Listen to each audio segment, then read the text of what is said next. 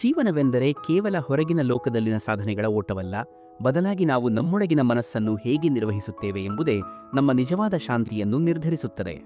ನಿಮ್ಮ ಭಾವನೆಗಳು ನಿಮ್ಮನ್ನು ನಿಯಂತ್ರಿಸುತ್ತಿವೆಯೇ? ಅಥವಾ ನಿಮ್ಮ ಭಾವನೆಗಳನ್ನು ನೀವು ನಿಯಂತ್ರಿಸುತ್ತಿದ್ದೀರಾ? ನಾವು ಕೇವಲ ನಮ್ಮ ಅಸ್ಥಿರ ಭಾವನೆಗಳಲ್ಲ, ಬದಲಿಗೆ ಆ ಭಾವನೆಗಳಿಗಿಂತ ಮೀರಿದ ಒಂದು ದೊಡ್ಡ ಅಸ್ತಿತ್ವ ಎಂಬುದನ್ನು ಅರಿಯುವ ಸೂತ್ರಗಳು ಗೌರಗೋಪಾಲ್ ದಾಸ್ ಅವರ ಈ ಕೃತಿಯಲ್ಲಿದೆ. ನಿಮ್ಮೆಲ್ಲರಿಗೂ ಪುಸ್ತಕಧಾರೆ ವಾಹಿನಿಯ ಪರವಾಗಿ ಆತ್ಮೀಯ ಸ್ವಾಗತ. ಇಂದಿನ ಜಂಜಾಟದ ಬದುಕಿನಲ್ಲಿ ನಮ್ಮ ಮಾನಸಿಕ ಸ್ವಾಸ್ಥ್ಯವನ್ನು ಕಾಪಾಡಿಕೊಳ್ಳುವುದು ಅತ್ಯಂತ ದೊಡ್ಡ ಸವಾಲಾಗಿದೆ. ಈ ಸವಾಲನ್ನು ಎದುರಿಸಲು ಮತ್ತು ನಮ್ಮ ಮನಸ್ಸಿಗೆ ಹೊಸ ಶಕ್ತಿಯನ್ನು ತುಂಬಲು ನಾವು ಇಂದು ಗೌರಗೋಪಾಲ್ ದಾಸ್ ಅವರು ಬರೆದ ಅದ್ಭುತ ಪುಸ್ತಕ ಎನರ್ಜೈಸ್ ಯುವರ್ ಮೈಂಡ್ನ ಆಳವಾದ ವಿಶ್ಲೇಷಣೆಯನ್ನು ತೆಗೆದುಕೊಂಡು ಬಂದಿದ್ದೇವೆ. ಈ ಸಾರಾಂಶದ ಮೂಲಕ ನಾವು ನಮ್ಮ ಜೀವನದ ಸಂಕೀರ್ಣತೆಗಳನ್ನು ಅರ್ಥಮಾಡಿಕೊಳ್ಳುವುದು ಹೇಗೆ, ನಕಾರಾತ್ಮಕ ಶಕ್ತಿಗಳನ್ನು ನಿವಾರಿಸುವುದು ಹೇಗೆ ಮತ್ತು ಅತ್ಯಂತ ಮುಖ್ಯವಾಗಿ ಸದಾ ಸಮತೋಲನದಲ್ಲಿರುವ ಮನಸ್ಸನ್ನು ಹೇಗೆ ಪೋಷಿಸಬೇಕು ಎಂಬುದನ್ನು ಕಲಿಯಲಿದ್ದೇವೆ. ಬನ್ನಿ, ನಮ್ಮ ಮನಸ್ಸನ್ನು ಪೋಷಿಸುವ ಈ ಜ್ಞಾನದ ಪ್ರಯಾಣವನ್ನು ಪ್ರಾರಂಭಿಸೋಣ. ಅನುಭಾಗ 1, ನಾನು ಮತ್ತು ನನ್ನ ಮನಸ್ಸು, ಐ ಅಂಡ್ ಮೈ ಮೈಂಡ್. ಈ ಮೊದಲನೇ ಅನುಭಾಗದಲ್ಲಿ ಗೌರಗೋಪಾಲ್ ದಾಸ್ ಅವರು ನಮ್ಮ ಮನಸ್ಸಿನ ಆಳವಾದ ಕಾರ್ಯವೈಖರಿಯನ್ನು ವಿವರಿಸುತ್ತಾರೆ. ನಮ್ಮ ಭಾವನೆಗಳನ್ನು ಹೇಗೆ ನಿರ್ವಹಿಸುವುದರ ಮೂಲಕ ಆಂತರಿಕ ಶಾಂತಿಯನ್ನು ಸಾಧಿಸಬಹುದು ಎಂಬುದರ ಕುರಿತು ಅವರು ಅತ್ಯಂತ ಪ್ರಾಯೋಗಿಕ ವಿಧಾನಗಳನ್ನು ನೀಡಿದ್ದಾರೆ. ಇದರಲ್ಲಿ ಆತ್ಮ ಅರಿವು, ನಕಾರಾತ್ಮಕ ಭಾವನೆಗಳನ್ನು ಎದುರಿಸುವುದು ಮತ್ತು ಮಾನಸಿಕ ಸಮತೋಲನವನ್ನು ಕಾಪಾಡಿಕೊಳ್ಳುವ ಮಾರ್ಗಗಳು ಸೇರಿವೆ. ಅಧ್ಯಾಯ 1, ನೀವು ಸೋಫಿಯಾ ಅಲ್ಲ, ಯು ಆರ್ ನಾಟ್ ಸೋಫಿಯಾ. ನಿಮ್ಮ ಭಾವನೆಗಳನ್ನು ಅನುಭವಿಸಿ, ನಿರ್ವಹಿಸಿ ಮತ್ತು ಸರಿಪಡಿಸಿ. ಲೇಖಕರು ಈ ಅಧ್ಯಾಯದಲ್ಲಿ ನೀಡುವ ಮುಖ್ಯ ಪಾಠವೆಂದರೆ ನಾವು ನಮ್ಮ ಭಾವನೆಗಳಿಗೆ ಸೀಮಿತರಾಗಿಲ್ಲ ಎಂಬುದು. ಭಾವನೆಗಳು ನಮ್ಮ ಜೀವನದ ಒಂದು ಅನಿವಾರ್ಯ ಭಾಗವಾಗಿವೆ. ಸಂತೋಷ, ಕೋಪ, ದುಃಖ, ಭಯ ಮತ್ತು ಪ್ರೀತಿ, ಈ ಎಲ್ಲಾ ಭಾವನೆಗಳನ್ನು ನಾವು ದಿನವೂ ಅನುಭವಿಸುತ್ತೇವೆ.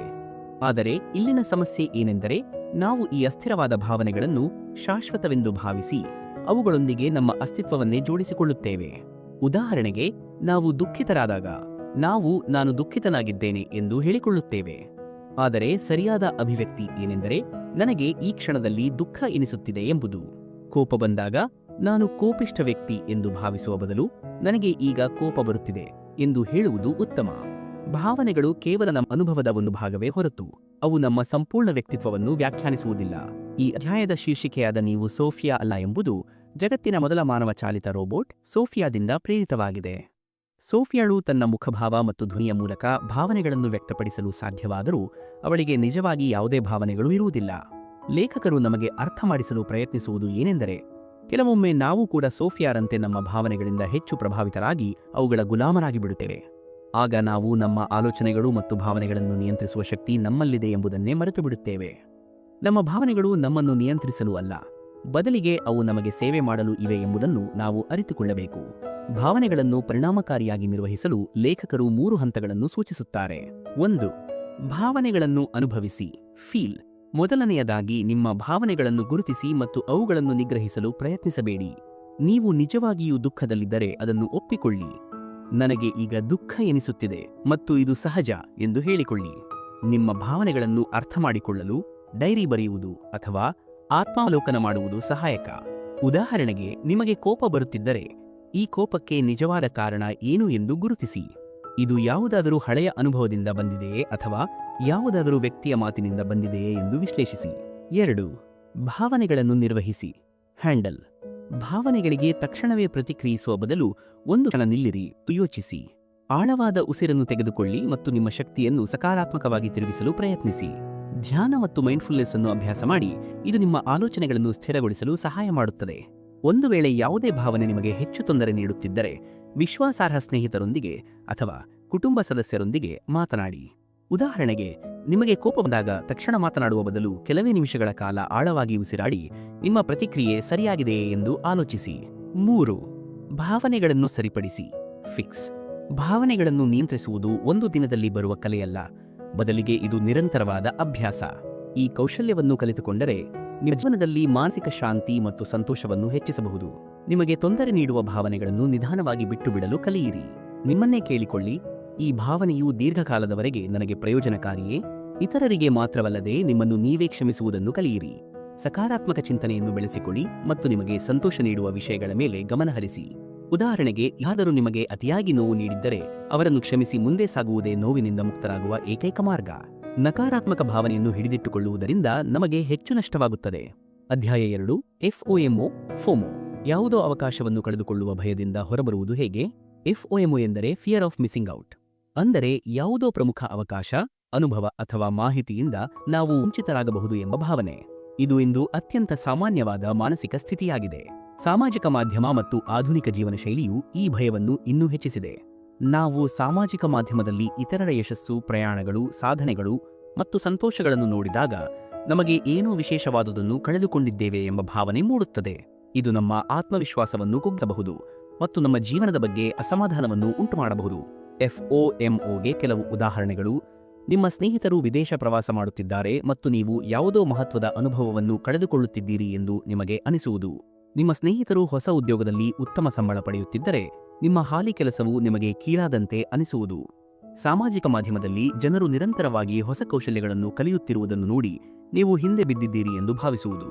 ಈ FOMO ನಮ್ಮಲ್ಲಿ ಆತಂಕ, ಅಸಂತೋಷ ಮತ್ತು ಆತ್ಮಸಂದೇಹವನ್ನು ಹುಟ್ಟುಹಾಕುತ್ತದೆ. ಇದು ನಮ್ಮ ಮಾನಸಿಕ ಆರೋಗ್ಯದ ಮೇಲೆ ಕೆಟ್ಟ ಪರಿಣಾಮ ಬೀರುತ್ತದೆ. FOMOವನ್ನು ಎದುರಿಸುವ ಮಾರ್ಗಗಳು: 1.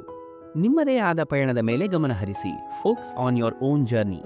FOMOಗೆ ಅತಿದೊಡ್ಡ ಕಾರಣವೆಂದರೆ ಇತರರೊಂದಿಗೆ ನಮ್ಮನ್ನು ಹೋಲಿಸಿಕೊಳ್ಳುವುದು.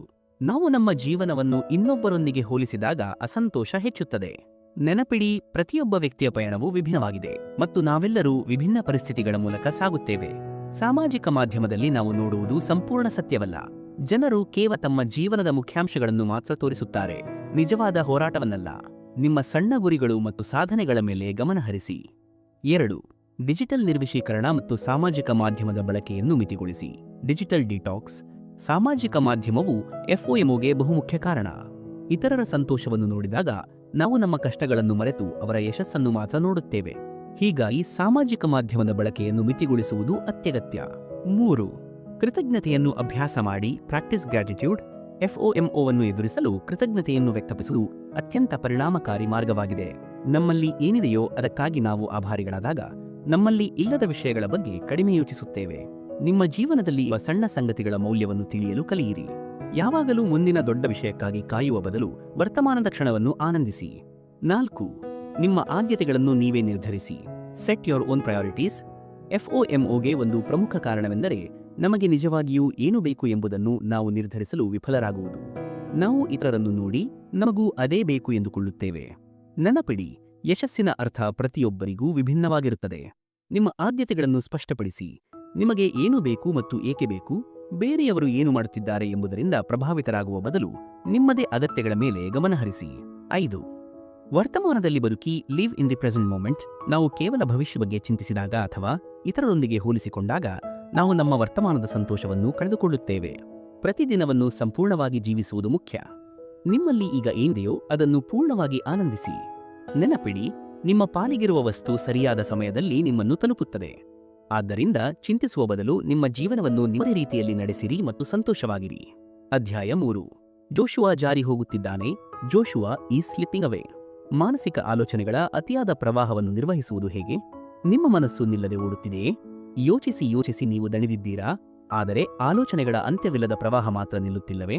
ಹಾಗಿದ್ದರೆ ನೀವು ಅತಿಯಾದ ಚಿಂತನೆಯ ಓವರ್ ಥಿಂಕಿಂಗ್ ಅನುಭವವನ್ನು ಎದುರಿಸುತ್ತಿದ್ದೀರಿ. ನಿರಂತರವಾಗಿ ಆಲೋಚನೆಗಳಲ್ಲಿ ಮುಳುಗಿರುವುದು ನಮಗೆ ಹೇಗೆ ತೊಂದರೆ ನೀಡುತ್ತದೆ ಮತ್ತು ಇದನ್ನು ಹೇಗೆ ನಿರ್ವಹಿಸಬೇಕು ಎಂಬುದನ್ನು ಲೇಖಕರು ಈ ಅಧ್ಯಾಯದಲ್ಲಿ ವಿವರಿಸುತ್ತಾರೆ. ಯೋಚಿಸುವುದು ಒಳ್ಳೆಯದು, ಆದರೆ ಅಗತ್ಯಕ್ಕಿಂತ ಹೆಚ್ಚಾಗಿ ಯೋಚಿಸಿದರೆ ಮನಸ್ಸು ಅಶಾಂತವಾಗುತ್ತದೆ. ನಮ್ಮ ಮೆದುಳು ಹೆಚ್ಚು ಯೋಚಿಸಲು ಪ್ರಾರಂಭಿಸಿದಾಗ ಅದು ನಮ್ಮ ಜೀವನದ ಪ್ರತಿಯೊಂದು ಕ್ಷೇತ್ರದ ಮೇಲೂ ಪರಿಣಾಮ ಬೀರುತ್ತದೆ. ಒತ್ತಡ ಮತ್ತು ಆತಂಕ. Stress and anxiety. ನಾವು ಒಂದು ಸಮಸ್ಯೆಯ ಬಗ್ಗೆ ಹೆಚ್ಚು ಯೋಚಿಸಿದಾಗ ಅದು ಹೆಚ್ಚು ಒತ್ತಡವನ್ನು ನೀಡಲು ಪ್ರಾರಂಭಿಸುತ್ತದೆ. ನಿದ್ರೆಯ ಸಮಸ್ಯೆ. Sleep issues. ಹೆಚ್ಚು ಯೋಚಿಸುವುದರಿಂದ ಮೆದುಳು ನಿರಂತರವಾಗಿ ಸಕ್ರಿಯವಾಗಿರುತ್ತದೆ. ಇದರಿಂದ ನಾವು ನೆಮ್ಮದಿಯಿಂದ ಮಲಗಲು ಕಷ್ಟವಾಗುತ್ತದೆ. ಆತ್ಮಸಂದೇಹ. Self doubt. ನಾವು ಪ್ರತಿಯೊಂದು ವಿಷಯದ ಬಗ್ಗೆಯೂ ಪದೇ ಆಲೋಚಿಸಿದಾಗ ನಮ್ಮದೇ ನಿರ್ಧಾರಗಳ ಮೇಲೆ ವಿಶ್ವಾಸವಿಡಲು ಸಾಧ್ಯವಾಗುವುದಿಲ್ಲ. ದಣಿವು ಮತ್ತು ಶಕ್ತಿಯ ಕೊರತೆ. ಫಟಿಗ್ ಆ್ಯಂಡ್ ಲ್ಯಾಕ್ ಆಫ್ ಎನರ್ಜಿ. ಅತಿಯಾದ ಚಿಂತನೆಯು ನಮ್ಮ ಮಾನಸಿಕ ಮತ್ತು ದೈಹಿಕ ಶಕ್ತಿಯ ಮಟ್ಟವನ್ನು ಕುಗ್ಗಿಸುತ್ತದೆ. ಇದರಿಂದ ನಮಗೆ ಸದಾ ದಣಿದ ಭಾವನೆ ಮೂಡುತ್ತದೆ. ವರ್ತಮಾನದ ಕ್ಷಣವನ್ನು ಕಳೆದುಕೊಳ್ಳುವುದು. Losing the present moment. ನಮ್ಮ ಮನಸ್ಸು ಭವಿಷ್ಯ ಅಥವಾ ಭೂತಕಾಲದಲ್ಲಿ ಸಿಕ್ಕಿ ಹಾಕಿಕೊಂಡಾಗ ನಾವು ನಮ್ಮ ವರ್ತಮಾನವನ್ನು ಆನಂದಿಸಲು ಸಾಧ್ಯವಾಗುವುದಿಲ್ಲ. ಲೇಖಕರು ಈ ಅಧ್ಯಾಯದಲ್ಲಿ ಜೋಶುವಾ ಎಂಬ ವ್ಯಕ್ತಿಯ ಉದಾಹರಣೆಯನ್ನು ನೀಡುತ್ತಾರೆ. ಜೋಶುವಾ ಸದಾ ಯೋಚಿಸುತ್ತಿರುತ್ತಾನೆ. ಅವನು ಸಣ್ಣ ವಿಷಯಗಳನ್ನು ಪದೇ ನೆನಪಿಸಿಕೊಳ್ಳುತ್ತಾನೆ. ತನ್ನ ಹಿಂದಿನ ತಪ್ಪುಗಳ ಬಗ್ಗೆ ಚಿಂತಿಸುತ್ತಾನೆ ಮತ್ತು ಭವಿಷ್ಯದ ಬಗ್ಗೆ ಅತಿಯಾಗಿ ಯೋಚಿಸಿ ವರ್ತಮಾನವನ್ನು ಮರೆತುಬಿಡುತ್ತಾನೆ. ಈ ಉದಾಹರಣೆಯ ಮೂಲಕ ಅತಿಯಾಗಿ ಯೋಚಿಸುವುದು ನಮ್ಮನ್ನು ಮಾನಸಿಕವಾಗಿ ಹೇಗೆ ದುರ್ಬಲಗೊಳಿಸಬಹುದು ಮತ್ತು ನಮ್ಮ ಆತ್ಮವಿಶ್ವಾಸವನ್ನು ಕಡಿಮೆ ಮಾಡಬಹುದು ಎಂಬುದನ್ನು ಲೇಖಕರು ವಿವರಿಸುತ್ತಾರೆ. ಯೋಚಿಸುವುದು ಮುಖ್ಯ, ಆದರೆ ಅಗತ್ಯಕ್ಕಿಂತ ಹೆಚ್ಚು ಯೋಚಿಸುವುದನ್ನು ತಪ್ಪಿಸುವುದು ಮತ್ತು ನಿಮ್ಮ ಮನಸ್ಸನ್ನು ಶಾಂತವಾಗಿ ಇಡುವುದು ಅದಕ್ಕಿಂತಲೂ ಹೆಚ್ಚು ಮುಖ್ಯ. ನೆನಪಿಡಿ, ನಿಮ್ಮ ಆಲೋಚನೆಗಳು ನಿಮ್ಮನ್ನು ನಿಯಂತ್ರಿಸುವ ಮೊದಲು ನೀವು ಅವುಗಳನ್ನು ನಿಯಂತ್ರಿಸಬೇಕು. ಅಧ್ಯಾಯ 4, 18,000 ಅಡಿ ಎತ್ತರದಿಂದ ಜಿಗಿತ, ಜಂಪಿಂಗ್ ಫ್ರಮ್ 18,000 ಫೀಟ್. ಚಿಂತೆ, ಆಂಗ್ಸೈಟಿಯಿಂದ ಹೊರಬರುವ ವಿಧಾನಗಳು. ನಿಮ್ಮ ಹೃದಯ ವೇಗವಾಗಿ ಬಡಿಯುವುದು, ಉಸಿರಾಡಲು ಕಷ್ಟವಾಗುವುದು ಮತ್ತು ನಿಮ್ಮ ಮನಸ್ಸು ಸಂಪೂರ್ಣವಾಗಿ ಚಿಂತೆಯಲ್ಲಿ ಸಿಲುಕಿದಂತೆ ನಿಮಗೆ ಎಂದಾದರೂ ಅನಿಸಿದೆಯೇ? ಹಾಗಿದ್ದರೆ ನೀವು ಆತಂಕ, ಆಂಗ್ಸೈಟಿ ಅಥವಾ ಚಿಂತೆಯನ್ನು ಅನುಭವಿಸುತ್ತಿದ್ದೀರಿ. ಚಿಂತೆ ಒಂದು ಸಾಮಾನ್ಯ ಭಾವನೆ, ಆದರೆ ಅದು ನಮ್ಮನ್ನು ಸಂಪೂರ್ಣವಾಗಿ ನಿಯಂತ್ರಿಸಲು ಪ್ರಾರಂಭಿಸಿದಾಗ ಅದು ನಮ್ಮ ಮಾನಸಿಕ ಮತ್ತು ದೈಹಿಕ ಶಾಂತಿಯನ್ನು ಹಾಳುಮಾಡುತ್ತದೆ. ಚಿಂತೆಯನ್ನು ತಡೆಯಲು ಇರುವ ಉತ್ತಮ ಮಾರ್ಗವೆಂದರೆ ನಿಮ್ಮ ಭಯವನ್ನು ಎದುರಿಸುವುದು ಮತ್ತು ಅದನ್ನು ನಿಯಂತ್ರಿಸುವುದು. ಲೇಖಕರು ಇಲ್ಲಿ ಸ್ಕೈ ಡೈವಿಂಗ್ 18,000 ಅಡಿ ಎತ್ತರದಿಂದ ಹಾರಿಹೋಗುವ ಅನುಭವದ ಮೂಲಕ ವಿವರಿಸುತ್ತಾರೆ. ನೀವು ಅಷ್ಟೊಂದು ಎತ್ತರದಲ್ಲಿದ್ದೀರಿ ಮತ್ತು ಕೆಳಗೆ ಜಿಗಿಯಬೇಕು. ನಿಮ್ಮ ಮನಸ್ಸಿನಲ್ಲಿ ಭಯಾನಕ ಆಲೋಚನೆಗಳು ಬರುತ್ತವೆ. ಪ್ಯಾರಾಶೂಟ್ ತೆರೆಯದಿದ್ದರೆ ಏನು? ಸರಿಯಾಗಿ ಇಳಿಯದಿದ್ದರೆ ಏನು? ಆದರೆ ಒಮ್ಮೆ ನೀವು ಜಿಗಿದ ನಂತರ ನೀವು ಯೋಚಿಸಿದಷ್ಟು ಅದು ಭಯಾನಕವಾಗಿರಲಿಲ್ಲ ಎಂದು ನಿಮಗೆ ಅರಿವಾಗುತ್ತದೆ. ಅದೇ ರೀತಿ ನಮ್ಮ ಚಿಂತೆಗಳು ಹೆಚ್ಚಾಗಿ ನಮ್ಮ ಮನಸ್ಸಿನಲ್ಲಿ ಹುಟ್ಟಿಕೊಂಡ ಭಯಗಳಾಗಿರುತ್ತವೆ. ನಾವು ಅವುಗಳನ್ನು ಎಷ್ಟು ದೊಡ್ಡದಾಗಿ ಪರಿಗಣಿಸುತ್ತೇವೆಯೋ ಅವು ವಾಸ್ತವದಲ್ಲಿ ಅಷ್ಟೊಂದು ದೊಡ್ಡದಾಗಿರುವುದಿಲ್ಲ. ಆತಂಕವು ಒಂದು ಮಾನಸಿಕ ಪ್ರತಿಕ್ರಿಯೆಯಾಗಿದ್ದು ನಾವು ಭವಿಷ್ಯದ ಬಗ್ಗೆ ಹೆಚ್ಚು ಯೋಚಿಸಿದಾಗ ಸಂಭವಿಸುತ್ತದೆ. ನಮ್ಮ ಮನಸ್ಸಿನಲ್ಲಿ ಏನಾಗಬಹುದು ಎಂಬ ಪ್ರಶ್ನೆಗಳು ಮೂಡುತ್ತಲೇ ಇರುತ್ತವೆ. ಇದರಿಂದ ನಾವು ತಳಮಳಕ್ಕೆ ಒಳಗಾಗುತ್ತೇವೆ. ಚಿಂತೆಯನ್ನು ಸಮಯಕ್ಕೆ ಸರಿಯಾಗಿ ನಿಯಂತ್ರಿಸದಿದ್ದರೆ ಅದು ನಮ್ಮ ಆರೋಗ್ಯಕ್ಕೂ ಹಾನಿ ಉಂಟುಮಾಡಬಹುದು. ಚಿಂತೆಯನ್ನು ಎದುರಿಸಲು 5 ಪರಿಣಾಮಕಾರಿ ಮಾರ್ಗಗಳು. ಚಿಂತೆಗೆ ಸಂಬಂಧಿಸಿದಂತೆ ಮೊದಲ ಪರಿಣಾಮಕಾರಿ ತಂತ್ರ 1. ನಾನಿದನ್ನು ನಿಯಂತ್ರಿಸಬಹುದೇ? Can I control this? ಚಿಂತೆಯನ್ನು 2 ಭಾಗಗಳಾಗಿ ವಿಂಗಡಿಸಿ: ನಿಯಂತ್ರಿಸಬಹುದಾದ ವಿಷಯಗಳು ಮತ್ತು ನಿಯಂತ್ರಿಸಲಾಗದ ವಿಷಯಗಳು. ನಿಯಂತ್ರಿಸಲಾಗದ ವಿಷಯಗಳ ಬಗ್ಗೆ ಹೆಚ್ಚು ಚಿಂತಿಸುವುದನ್ನು ನಿಲ್ಲಿಸಿ. ನಿಮ್ಮ ಶಕ್ತಿಯನ್ನು ನೀವು ಬದಲಾಯಿಸಬಹುದಾದ ಅಂಶಗಳ ಮೇಲೆ ಕೇಂದ್ರೀಕರಿಸಿ.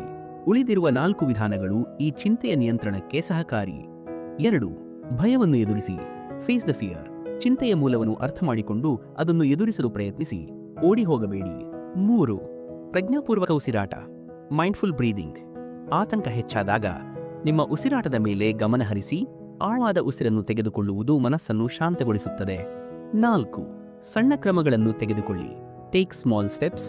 ದೊಡ್ಡ ಸಮಸ್ಯೆಗಳನ್ನು ಸಣ್ಣ, ನಿರ್ವಹಿಸಬಹುದಾದ ಭಾಗಗಳಾಗಿ ವಿಂಗಡಿಸಿ ಮತ್ತು ಅವುಗಳನ್ನು ಒಂದೊಂದಾಗಿ ನಿಭಾಯಿಸಿ. 5. ವಾಸ್ತವಿಕತೆ ಪರಿಶೀಲನೆ, ರಿಯಾಲಿಟಿ ಚೆಕ್.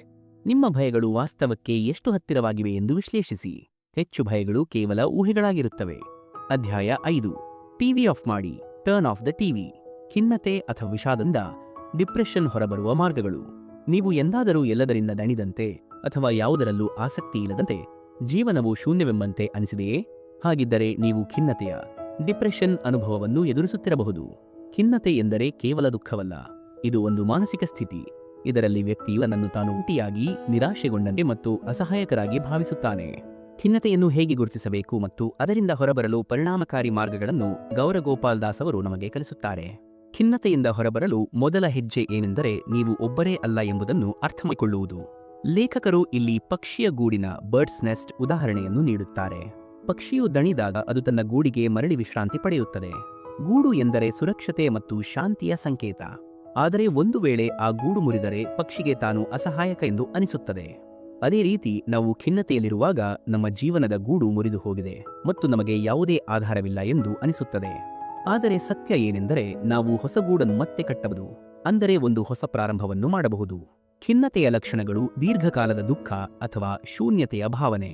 ಯಾವುದೇ ವಿಷಯದಲ್ಲಿ ಆಸಕ್ತಿ ಕಳೆದುಕೊಳ್ಳುವುದು, ಸಂತೋಷ ನೀಡುತ್ತಿದ್ದ ಚಟುವಟಿಕೆಗಳಲ್ಲೂ ನಿರಾಸಕ್ತಿ, ನಿದ್ರಾಹೀನತೆ ಅಥವಾ ಅತಿಯಾಗಿ ನಿದ್ರಿಸುವುದು, ದನಿ ಮತ್ತು ಶಕ್ತಿಯ ಕೊರತೆ, ಆತ್ಮಸಂದೇಹ ಮತ್ತು ಆತ್ಮದೋಷದ ಭಾವನೆ, ಸೆಲ್ಫ್ ಬ್ಲೇಮ್, ಸುತ್ತಮುತ್ತ ಜನರು ಇದ್ದರೂ ಏಕಾಂಗಿ ಎನಿಸುವುದು. ಈ ಲಕ್ಷಣಗಳು ದೀರ್ಘಕಾಲದವರೆಗೆ ಇದ್ದರೆ ಅದು ಖಿನ್ನತೆಯ ಸಂಕೇತವಾಗಿರಬಹುದು. ಖಿನ್ನತೆಯು ನಮ್ಮ ಮನಸ್ಸಿನ ಅಸ್ಥಿರ ಸ್ಥಿತಿ ಎಂಬುದನ್ನು ಅರಿತುಕೊಂಡು ಅದರಿಂದ ಹೊರಬರಲು ಸಾಧ್ಯವಿದೆ. ಖಿನ್ನತೆಯಿಂದ ಹೊರಬರುವ 5 ಪರಿಣಾಮಕಾರಿ ಮಾರ್ಗಗಳು. 1. ನಿಮ್ಮ ಮನಸ್ಸಿನ ಭಾವನೆಗಳನ್ನು ಸ್ವೀಕರಿಸಿ. ಖಿನ್ನತೆಯನ್ನು ಎದುರಿಸಲು ಮೊದಲ ಹೆಜ್ಜೆ ನಿಮ್ಮ ಭಾವನೆಗಳನ್ನು ಒಪ್ಪಿಕೊಳ್ಳುವುದು. ನಾನು ಸಂತೋಷವಾಗಿರಬೇಕು, ನಾನು ಏಕೆ ದುಃಖಿತನಾಗಿದ್ದೇನೆ ಎಂಬ ಯೋಚನೆ ಖಿನ್ನತೆಯನ್ನು ಇನ್ನಷ್ಟು ಆಳವಾಗಿಸಬಹುದು. ದುಃಖವು ಸಹಜ ಎಂದು ಸ್ವೀಕರಿಸಿ. 2. ಸಕಾರಾತ್ಮಕ ಅಭ್ಯಾಸಗಳನ್ನು ಬೆಳೆಸಿಕೊಳ್ಳಿ. ಖಿನ್ನತೆಯಲ್ಲಿ ಏನನ್ನೂ ಮಾಡಲು ಮನಸ್ಸು ಇರುವುದಿಲ್ಲ, ಆದರೆ ನಾವು ಸಣ್ಣ ಸಣ್ಣ ಸಕಾರಾತ್ಮಕ ಬದಲಾವಣೆಗಳನ್ನು ಮಾಡಿದರೆ ನಮ್ಮ ಮನಸ್ಸು ಕ್ರಮೇಣ ಸುಧಾರಿಸಲು ಪ್ರಾರಂಭಿಸುತ್ತದೆ. 3. ದೈಹಿಕ ಚಟುವಟಿಕೆ ಮತ್ತು ವ್ಯಾಯಾಮ ಮಾಡಿ. ವ್ಯಾಯಾಮ ಮಾಡುವುದರಿಂದ ಮೆದುಳಿನಲ್ಲಿ ಫೀಲ್ ಗುಡ್ ಹಾರ್ಮೋನ್ ಆದ ಎಂಡೋಫಿನ್ಸ್ ಹೆಚ್ಚುತ್ತವೆ. ಇದು ಖಿನ್ನತೆಯನ್ನು ಕಡಿಮೆ ಮಾಡಲು ಸಹಾಯ ಮಾಡುತ್ತದೆ. ನಾವು ಜಡವಾಗಿ ಇದ್ದಾಗ ನಮ್ಮ ಮನಸ್ಸು ಹೆಚ್ಚು ನಕಾರಾತ್ಮಕವಾಗುತ್ತದೆ. 4. ಯಾರೊಂದಿಗಾದರೂ ಮಾತನಾಡಿ ಮತ್ತು ಸಹಾಯ ಪಡೆಯಿರಿ. ಖಿನ್ನತೆಯಲ್ಲಿ ಯಾರೂ ನಮ್ಮನ್ನು ಅರ್ಥ ಮಾಡಿಕೊಳ್ಳಲು ಸಾಧ್ಯವಿಲ್ಲ ಎಂದು ಅನಿಸುತ್ತದೆ. ಆದರೆ ಇದು ಸತ್ಯವಲ್ಲ. ನಾವು ನಮ್ಮ ನೋವನ್ನು ಎಷ್ಟು ಒಳಗೆ ಇಟ್ಟುಕೊಳ್ಳುತ್ತೇವೆಯೋ ಅದು ಅಷ್ಟೇ ಹೆಚ್ಚುತ್ತಾ ಹೋಗುತ್ತದೆ. ವಿಶ್ವಾಸಾರ್ಹ ವ್ಯಕ್ತಿಗಳೊಂದಿಗೆ ಮಾತನಾಡುವುದು ಅತ್ಯಗತ್ಯ. 5. ಜೀವನದ ಸಣ್ಣ ಸಂತೋಷಗಳನ್ನು ಗುರುತಿಸಿ. ಖಿನ್ನತೆಯು ಜೀವನದಲ್ಲಿ ಒಳ್ಳೆಯದೇನೂ ಉಳಿದಿಲ್ಲ ಎಂದು ನಮಗೆ ಅನಿಸುವಂತೆ ಮಾಡುತ್ತದೆ. ಆದರೆ ಯಾವಾಗಲೂ ಒಳ್ಳೆಯ ವಿಷಯಗಳು ಇರುತ್ತವೆ. ನಾವು ಅದನ್ನು ನೋಡಲು ಕಲಿಯಬೇಕು. ಖಿನ್ನತೆಯಿಂದ ಹೊರಬರಲು ಇರುವ ಒಂದು ಮಂತ್ರವೆಂದರೆ ನಿಧಾನವಾಗಿ ಒಂದು ಹೆಜ್ಜೆ ಮುಂದೆ ಇಡಿರಿ ಮತ್ತು ನಿಮ್ಮ ಜೀವನವನ್ನು ಮತ್ತೆ ಬೆಳಗಿಸಿರಿ. ಅಧ್ಯಾಯ 6. ಪೆನ್ ಡ್ರೈವ್ನಲ್ಲಿ ಕೊನೆಯ ಇಚ್ಛೆ. The last wish in the pen drive. ಅಪರಾಧ ಪ್ರಜ್ಞೆ ಅಥವಾ ಪಾಪ ಪ್ರಜ್ಞೆ. ಗಿಲ್ಟಿಂದ ಮುಕ್ತವಾಗುವ ಮಾರ್ಗಗಳು. ನೀವು ಹಿಂದೆ ಮಾಡಿದ ಯಾವುದೋ ತಪ್ಪಿನ ಬಗ್ಗೆ ಪಶ್ಚಾತ್ತಾಪವು ನಿಮ್ಮನ್ನು ನಿರಂತರವಾಗಿ ಕಾಡುತ್ತಿದೆಯೇ? ಅದು ಈಗ ನಿಮ್ಮ ನಿಯಂತ್ರಣದಲ್ಲಿ ಇಲ್ಲದಿದ್ದರೂ ಸಹ ನೀವು ಯಾವುದೋ ವಿಷಯಕ್ಕೆ ನಿಮ್ಮನ್ನೇ ದೂಷಿಸುತ್ತಿದ್ದೀರಾ? ಅಪರಾಧ ಪ್ರಜ್ಞೆಯು ಒಂದು ಮಾನಸಿಕ ಸ್ಥಿತಿ. ಇದು ನಮ್ಮನ್ನು ಭೂತಕಾಲದ ತಪ್ಪುಗಳಲ್ಲಿ ಸಿಲುಕಿಸಿ ನಮ್ಮ ಮನಸ್ಸನ್ನು ಹಿಡಿದಿಟ್ಟು ಮುಂದೆ ಸಾಗುವುದನ್ನು ತಡೆಯುತ್ತದೆ. ಗೌರವ್ ಗೋಪಾಲ್ ದಾಸ್ ಅವರು ಇಲ್ಲಿ ಒಂದು ಮುಖ್ಯ ವಿಚಾರವನ್ನು ಹೇಳುತ್ತಾರೆ. ನಮ್ಮ ತಪ್ಪುಗಳು ನಮ್ಮನ್ನು ವ್ಯಾಖ್ಯಾನಿಸುವುದಿಲ್ಲ. ಬದಲಿಗೆ ನಾವು ಆ ತಪ್ಪುಗಳಿಂದ ಪಾಠ ಕಲಿತು ಮುಂದುವರಿಯಬೇಕು. ಸದಾ ನಮ್ಮನ್ನೇ ದೂಷಿಸುವುದು ಸರಿಯಲ್ಲ. ನಾವು ನಮ್ಮನ್ನು ಕ್ಷಮಿಸಲು ಕಲಿಯಬೇಕು. ಪ್ರತಿಯೊಬ್ಬರೂ ತಪ್ಪು ಮಾಡುತ್ತಾರೆ, ಆದರೆ ಆ ತಪ್ಪುಗಳನ್ನು ಒಪ್ಪಿಕೊಂಡು ಅದರಿಂದ ಮುಂದೆ ಸಾಗುವುದೇ ನಿಜವಾದ ಬುದ್ಧಿವಂತಿಕೆ. ಅಪರಾಧ ಪ್ರಜ್ಞೆಯ ವಿಧಗಳು. ಅಪರಾಧ ಪ್ರಜ್ಞೆ 2 ವಿಧಗಳಾಗಿರುತ್ತದೆ. 1. ಆರೋಗ್ಯಕರ ಅಪರಾಧ ಪ್ರಜ್ಞೆ, ಹೆಲ್ದಿ ಗಿಲ್ಟ್. ಇದು ನಮ್ಮ ತಪ್ಪಿನ ಅರಿವಾದಾಗ ಅದನ್ನು ಸುಧಾರಿಸಲು ನಾವು ಪ್ರಯತ್ನಿಸಿದಾಗ ಮೂಡುತ್ತದೆ. 2. ಅನಾರೋಗ್ಯಕರ ಅಪರಾಧ ಪ್ರಜ್ಞೆ, ಅನ್ಹೆಲ್ದಿ ಗಿಲ್ಟ್. ನಾವು ನಮ್ಮನ್ನು ಅಗತ್ಯಕ್ಕಿಂತ ಹೆಚ್ಚು ದೂಷಿಸಿ ಭೂತಕಾಲದಲ್ಲಿಯೇ ಸಿಕ್ಕಿ ಹಾಕಿಕೊಂಡಾಗ ಉಂಟಾಗುತ್ತದೆ. ನಾವು ಈ ಅನಾರೋಗ್ಯಕರ ಅಪರಾಧ ಪ್ರಜ್ಞೆಯಿಂದ ಮುಕ್ತರಾಗದಿದ್ದರೆ ಅದು ನಮ್ಮ ಮಾನಸಿಕ ಆರೋಗ್ಯಕ್ಕೆ ಹಾನಿ ಮಾಡುತ್ತದೆ ಮತ್ತು ನಮ್ಮ ಪ್ರಗತಿಯನ್ನು ತಡೆಯುತ್ತದೆ. ತಪ್ಪು ಮಾಡುವುದು ಮಾನವ ಸ್ವಭಾವ, ಆದರೆ ಸದಾ ನಮ್ಮನ್ನೇ ಶಿಕ್ಷಿಸುವುದು ಸರಿಯಲ್ಲ. ಅಪರಾಧ ಪ್ರಜ್ಞೆಯಿಂದ ಮುಕ್ತರಾಗಲು 5 ಪರಿಣಾಮಕಾರಿ ಮಾರ್ಗಗಳು. 1. ನಿಮ್ಮನ್ನು ನೀವೇ ಕ್ಷಮಿಸಿ. ನಾವೆಲ್ಲರೂ ಜೀವನದಲ್ಲಿ ತಪ್ಪುಗಳನ್ನು ಮಾಡುತ್ತೇವೆ. ಇದು ಜೀವನದ ಭಾಗ. ಸಮಸ್ಯೆ ಇರುವುದು ತಪ್ಪಿನಲ್ಲಿಲ್ಲ, ಬದಲಿಗೆ ನಾವು ನಮ್ಮನ್ನು ಕ್ಷಮಿಸಲು ಸಾಧ್ಯವಾಗದಿರುವುದು. 2. ನಿಮ್ಮ ತಪ್ಪಿನಿಂದ ಕಲಿಯಿರಿ.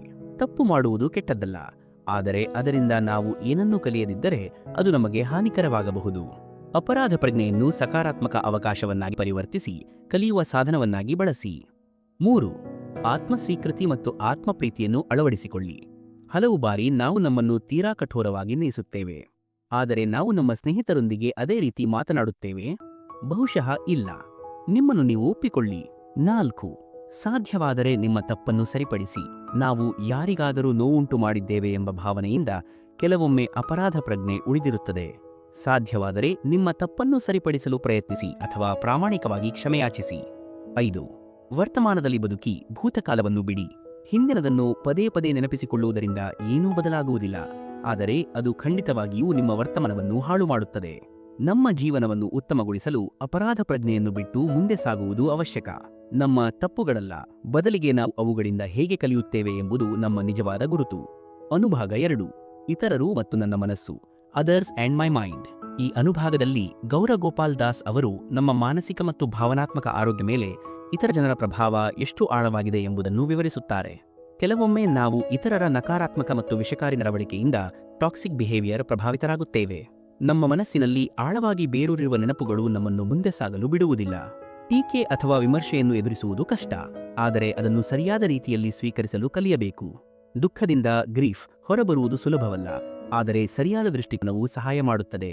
ಇಲ್ಲಿನ ಪ್ರಮುಖ ಸಾರಾಂಶ ಏನೆಂದರೆ, ಇತರರ ನಡವಳಿಕೆಯನ್ನು ನಿಯಂತ್ರಿಸುವುದು ನಿಮ್ಮ ಕೈಯಲ್ಲಿ ಇಲ್ಲ, ಆದರೆ ನಿಮ್ಮ ಪ್ರತಿಕ್ರಿಯೆಯನ್ನು ನಿಯಂತ್ರಿಸುವುದು ಸಂಪೂರ್ಣವಾಗಿ ನಿಮ್ಮ ಕೈಯಲ್ಲಿ ಇದೆ. ಅಧ್ಯಾಯ 7. ಒಂದು ಅನಿರೀಕ್ಷಿತ ಅವಮಾನ, ಅನ್ ಅನ್ಎಕ್ಸ್ಪೆಕ್ಟೆಡ್ ಇನ್ಸಲ್ಟ್. ವಿಷಕಾರಿ ನಡವಳಿಕೆಯನ್ನು ಟಾಕ್ಸಿಕ್ ಬಿಹೇವಿಯರ್ ನಿರ್ವಹಿಸುವುದು. ಕೆಲವೊಮ್ಮೆ ನಮ್ಮ ಜೀವನದಲ್ಲಿ ನಮ್ಮ ಆತ್ಮಗೌರವಕ್ಕೆ ಧಕ್ಕೆ ತರಲು ಪ್ರಯತ್ನಿಸುವ ಜನರನ್ನು ನಾವು ಎದುರಿಸಬೇಕಾಗುತ್ತದೆ. ಅವರು ಉದ್ದೇಶಪೂರ್ವಕವಾಗಿ ನಮ್ಮನ್ನು ಅವಮಾನಿಸುತ್ತಾರೆ, ನಮ್ಮ ಆತ್ಮವಿಶ್ವಾಸವನ್ನು ಕುಗ್ಗಿಸಲು ಪ್ರಯತ್ನಿಸುತ್ತಾರೆ ಮತ್ತು ಮಾನಸಿಕವಾಗಿ ನೋವುಂಟು ಮಾಡಬಹುದು. ಇತರರ ವಿಷಕಾರಿ ನಡವಳಿಕೆಗಳು ನಮ್ಮ ಮನಸ್ಸಿನ ಮೇಲೆ ಪ್ರಭಾವ ಬೀರದಂತೆ ನೋಡಿಕೊಳ್ಳುವುದು ಮತ್ತು ನಮ್ಮ ಆತ್ಮಗೌರವವನ್ನು ಕಾಪಾಡಿಕೊಳ್ಳುವುದು ಹೇಗೆ ಎಂದು ಈ ಅಧ್ಯಾಯ ಕಲಿಸುತ್ತದೆ. ಇತರರು ನಿಮಗೆ ಹೇಗೆ ಅನಿಸುವಂತೆ ಮಾಡುತ್ತಾರೆ ಎಂಬುದು ನಿಮ್ಮ ನಿಯಂತ್ರಣದಲ್ಲಿಲ್ಲ, ಆದರೆ ನೀವು ಅದಕ್ಕೆ ಹೇಗೆ ಪ್ರತಿಕ್ರಿಯಿಸುತ್ತೀರಿ ಎಂಬುದು ಸಂಪೂರ್ಣವಾಗಿ ನಿಮ್ಮ ನಿಯಂತ್ರಣದಲ್ಲಿದೆ. ವಿಷಕಾರಿ ವ್ಯಕ್ತಿ ಎಂದರೆ ಪದೇ ಪದೇ ನಮ್ಮನ್ನು ಮಾನಸಿಕವಾಗಿ ಮತ್ತು ಭಾವನಾತ್ಮಕವಾಗಿ ಹಿಂಸಿಸುವ ವ್ಯಕ್ತಿ. ಅವರು ನಮ್ಮ ಆತ್ಮಗೌರವವನ್ನು ಕಡಿಮೆ ಮಾಡಲು ಪ್ರಯತ್ನಿಸುತ್ತಾರೆ, ಯಾವಾಗಲೂ ಟೀಕಿಸುತ್ತಾರೆ ಮತ್ತು ನಕಾರಾತ್ಮಕತೆಯನ್ನು ಹರಡುತ್ತಾರೆ. ಅವರು ತಮ್ಮನ್ನು ತಾವು ಸರಿಯೆಂದು ಮತ್ತು ಇತರರನ್ನು ತಪ್ಪೆಂದು ಸಾಬೀತುಪಡಿಸಲು ನಿರತರಾಗಿರುತ್ತಾರೆ. ಇಂತಹ ಜನರ ನಡವಳಿಕೆಗಳು ಉದ್ದೇಶಪೂರ್ವಕವಾಗಿ ಇತರರನ್ನು ಮಾನಸಿಕವಾಗಿ ದುರ್ಬಲಗೊಳಿಸಲು ಇರುತ್ತವೆ. ವಿಷಕಾರಿ ನಡವಳಿಕೆಯ ಲಕ್ಷಣಗಳು: ನಿರಂತರ ಟೀಕೆ. ಅವರು ಯಾವಾಗಲೂ ಇತರರ ತಪ್ಪುಗಳನ್ನು ಹುಡುಕುತ್ತಾರೆ ಮತ್ತು ಅವರ ಒಳ್ಳೆಯ ಗುಣಗಳನ್ನು ನಿರ್ಲಕ್ಷಿಸುತ್ತಾರೆ. ಅವಮಾನಕರ ಭಾಷೆ ಮತ್ತು ವ್ಯಂಗ್ಯ. ಇತರರನ್ನು ಕೆಳಗೆ ತೋರಿಸಲು ವ್ಯಂಗ್ಯ ಮತ್ತು ಲೇವಡಿಗಳನ್ನು ಬಳಸುತ್ತಾರೆ. Gas lighting. ನಿಮ್ಮ ಭಾವನೆಗಳು ತಪ್ಪಾಗಿವೆ ಮತ್ತು ನಿಮ್ಮ ಯೋಚನಾ ಸಾಮರ್ಥ್ಯದ ಬಗ್ಗೆಯೇ ಸಂದೇಹ ಪಡುವಂತೆ ಮಾಡುತ್ತಾರೆ. ಸಂವೇದನಾಶೀಲತೆ ಇಲ್ಲದಿರುವುದು. ಅವರು ಇತರರ ಭಾವನಾತ್ಮಕ ನೋವನ್ನು ಅರ್ಥಮಾಡಿಕೊಳ್ಳುವುದಿಲ್ಲ ಮತ್ತು ಅವರಗಳನ್ನು ನಿರ್ಲಕ್ಷಿಸುತ್ತಾರೆ. ಸದಾ ತಮ್ಮನ್ನೇ ಸರಿಯೆಂದು ಸಾಬೀತುಪಡಿಸುವುದು. ಅವರು ಎಂದಿಗೂ ತಮ್ಮ ತಪ್ಪನ್ನು ಒಪ್ಪಿಕೊಳ್ಳುವುದಿಲ್ಲ ಮತ್ತು ಇತರರನ್ನು ತಪ್ಪಿತಸ್ಥರನ್ನಾಗಿ ಮಾಡಲು ಪ್ರಯತ್ನಿಸುತ್ತಾರೆ. ಒಬ್ಬ ವ್ಯಕ್ತಿಯು ನಿರಂತರವಾಗಿ ಇಂತಹ ನಡವಳಿಕೆ ತೋರುತ್ತಿದ್ದರೆ ಅವರು ನಿಮಗೆ ಮಾನಸಿಕವಾಗಿ ವಿಷಕಾರಿಯಾಗಬಹುದು. ವಿಷಕಾರಿ ನಡವಳಿಕೆಯನ್ನು ನಿರ್ವಹಿಸಲು 5 ಪರಿಣಾಮಕಾರಿ ಮಾರ್ಗಗಳು.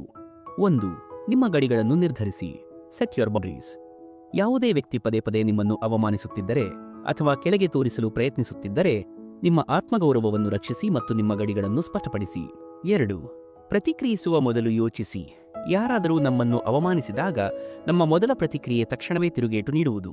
ಆದರೆ ಕೆಲವೊಮ್ಮೆ ಮೌನವಾಗಿರುವುದು ಮತ್ತು ವಿವೇಕದಿಂದ ಉತ್ತರಿಸುವುದು ಉತ್ತಮ ಪ್ರತಿಕ್ರಿಯೆಯಾಗಿರುತ್ತದೆ. 3. ಅವರ ನಕಾರಾತ್ಮಕತೆಯನ್ನು ವೈಯಕ್ತಿಕವಾಗಿ ತೆಗೆದುಕೊಳ್ಳಬೇಡಿ.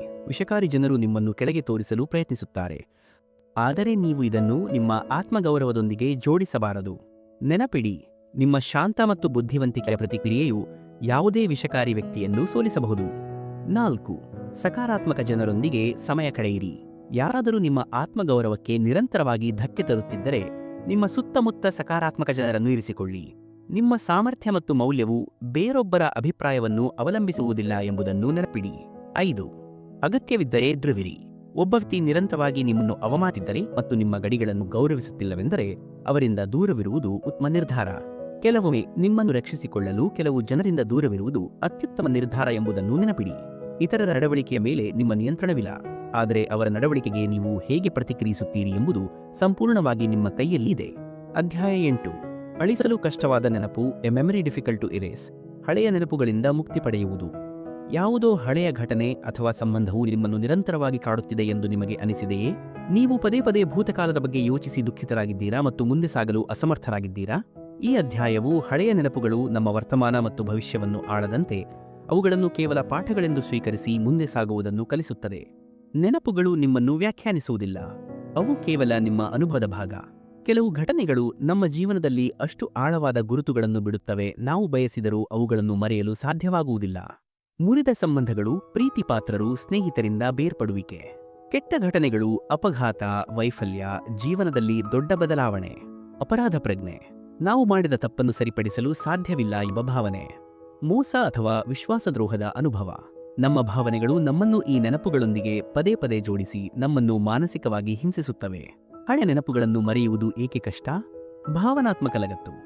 ನಾವು ಒಬ್ಬ ವ್ಯಕ್ತಿ ಅಥವಾ ಘಟನೆಯೊಂದಿಗೆ ಭಾವನಾತ್ಮಕವಾಗಿ ಜೋಡಿಕೊಂಡಾಗ ನಮ್ಮ ಮನಸ್ಸು ಅದನ್ನು ಬಿಡಲು ಬಯಸುವುದಿಲ್ಲ. ಮಸಿನ ಪುನರಾವರ್ತನೆ.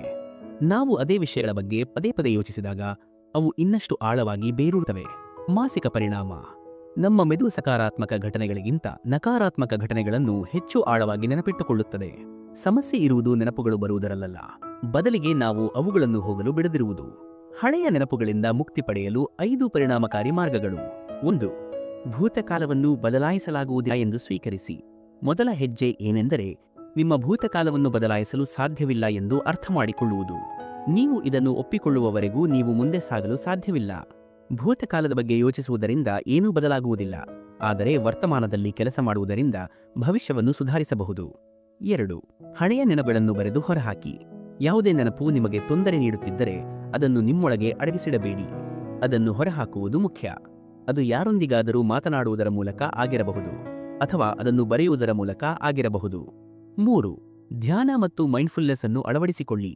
ನಾವು ಭೂತಕಾಲದಲ್ಲಿ ಸಿಲುಕಿಕೊಂಡಾಗ ನಾವು ನಮ್ಮ ವರ್ತಮಾನವನ್ನು ಕಳೆದುಕೊಳ್ಳುತ್ತೇವೆ. ಮೈಂಡ್ಫುಲ್ನೆಸ್ ಅಭ್ಯಾಸವು ನಮ್ಮ ಗಮನವನ್ನು ವರ್ತಮಾನದ ಕ್ಷಣದ ಮೇಲೆ ಕೇಂದ್ರೀಕರಿಸಲು ಸಹಾಯ ಮಾಡುತ್ತದೆ. 4. ನಿಮ್ಮ ಆಲೋಚನೆಯನ್ನು ಬದಲಾಯಿಸಿ. ಹಳೆಯ ನೆನಪುಗಳನ್ನು ಮರೆಯಲು ಉತ್ತಮ ಮಾರ್ಗವೆಂದರೆ ಅವುಗಳನ್ನು ಹೊಸ ದೃಷ್ಟಿಕೋನದಿಂದ ನೋಡುವುದು. ಇದು ನನಗೆ ಏಕೆ ಸಂಭವಿಸಿತು ಎಂದು ಯೋಚಿಸುವ ಬದಲು ಈ ಅನುಭವದಿಂದ ನಾನು ಏನು ಕಲಿತೆ? ಇದರಿಂದ ನಾನು ಹೇಗೆ ಉತ್ತಮ ವ್ಯಕ್ತಿಯಾಗಬಹುದು ಎಂದು ಯೋಚಿಸಿ. ಪ್ರತಿಯೊಂದು ಅನುಭವದಲ್ಲಿಯೂ ಕಲಿಯಲು ಏನಾದರೂ ಇರುತ್ತದೆ, ಅದನ್ನು ಗುರುತಿಸುವುದು ನಮ್ಮ ಜವಾಬ್ದಾರಿ. 5. ಮುಂದೆ ಸಾಗಲು ನಿಮ್ಮನ್ನು ನಿರತರನ್ನಾಗಿರಿಸಿಕೊಳ್ಳಿ. ನಾವು ಸುಮ್ಮನೆ ಕುಳಿತಿರುವಾಗ ನಮ್ಮ ಮನಸ್ಸು ಹಳೆಯ ನೆನಪುಗಳನ್ನು ಪುನರಾವರ್ತಿಸಲು ಪ್ರಾರಂಭಿಸುತ್ತದೆ. ಆದ್ದರಿಂದ ನಿಮ್ಮನ್ನು ಯಾವುದೇ ಸಕಾರಾತ್ಮಕ ಚಟುವಟಿಕೆಯಲ್ಲಿ ನಿರತರನ್ನಾಗಿ ಇರಿಸಿಕೊಳ್ಳುವುದು ಬಹಳ ಮುಖ್ಯ. ಭೂತಕಾಲವನ್ನು ಇಟ್ಟುಕೊಳ್ಳುವುದಕ್ಕಿಂತ ಹೊಸ ಮತ್ತು ಉತ್ತಮವಾದನ್ನು ಪ್ರಾರಂಭಿಸುವುದು ಹೆಚ್ಚು ಸೂಕ್ತ. ಅಧ್ಯಾಯ 9. ನನ್ನ ಕಿವಿಯಲ್ಲಿ ಪಿಸುಮಾತು. ಅ ವಿಸ್ಪರ್ ಇನ್ ಮೈ ಇಯರ್. ವಿಮರ್ಶೆ ಅಥವಾ ಟೀಕೆ, ಕ್ರಿಟಿಸಿಸಮ್ ಅನ್ನು ನಿರ್ವಹಿಸುವುದು. ಯಾರಾದರೂ ನಿಮ್ಮನ್ನು ಟೀಕಿಸುತ್ತಿದ್ದಾರೆ ಮತ್ತು ಅದನ್ನು ನೀವು ಸಹಿಸಿಕೊಳ್ಳಲು ಸಾಧ್ಯವಾಗುತ್ತಿಲ್ಲ ಎಂದು ಎಂದಾದರೂ ಅನಿಸಿದೆಯೇ? ನೀವು ಯಾರದ್ದಾದರೂ ಟೀಕೆಯನ್ನು ವೈಯಕ್ತಿಕವಾಗಿ ತೆಗೆದುಕೊಂಡು ನಿಮ್ಮನ್ನು ಕೀಳಾಗಿ ಭಾವಿಸಿದ್ದೀರಾ? ಈ ಅಧ್ಯಾಯವು ಟೀಕೆಯನ್ನು ಸರಿಯಾದ ರೀತಿಯಲ್ಲಿ ಹೇಗೆ ಸ್ವೀಕರಿಸಬೇಕು, ಅದನ್ನು ಹೇಗೆ ನಿರ್ವಹಿಸಬೇಕು ಮತ್ತು ನಿಮ್ಮ ಆತ್ಮಗೌರವಕ್ಕೆ ಧಕ್ಕೆ ತರುವ ಬದಲು ಅದನ್ನು ಸುಧಾರಣೆಗೆ ಒಂದು ಅವಕಾಶವಾಗಿ ಹೇಗೆ ಪರಿವರ್ತಿಸಬೇಕು ಎಂಬುದನ್ನು ಕಲಿಸುತ್ತದೆ. ಪ್ರತಿಯೊಂದು ಟೀಕೆಯೂ ಕೆಟ್ಟದ್ದಾಗಿರುವುದಿಲ್ಲ, ಅದು ನಾವು ಅದನ್ನು ಹೇಗೆ ಸ್ವೀಕರಿಸುತ್ತೇವೆ ಎಂಬುದರ ಮೇಲೆ ಅವಲಂಬಿತವಾಗಿರುತ್ತದೆ.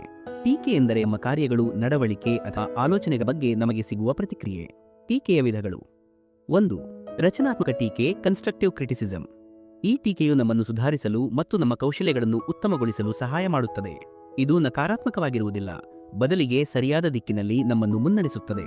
ಉದಾಹರಣೆ: ನಿಮ್ಮ ಪ್ರಸ್ತುತಿ ಉತ್ತಮವಾಗಿತ್ತು, ಆದರೆ ನಿಮ್ಮ ಧ್ವನಿಯನ್ನು ಸ್ವಲ್ಪ ಹೆಚ್ಚಿಸಿದರೆ ಅದು ಇನ್ನಷ್ಟು ಪರಿಣಾಮಕಾರಿಯಾಗಬಹುದು. 2.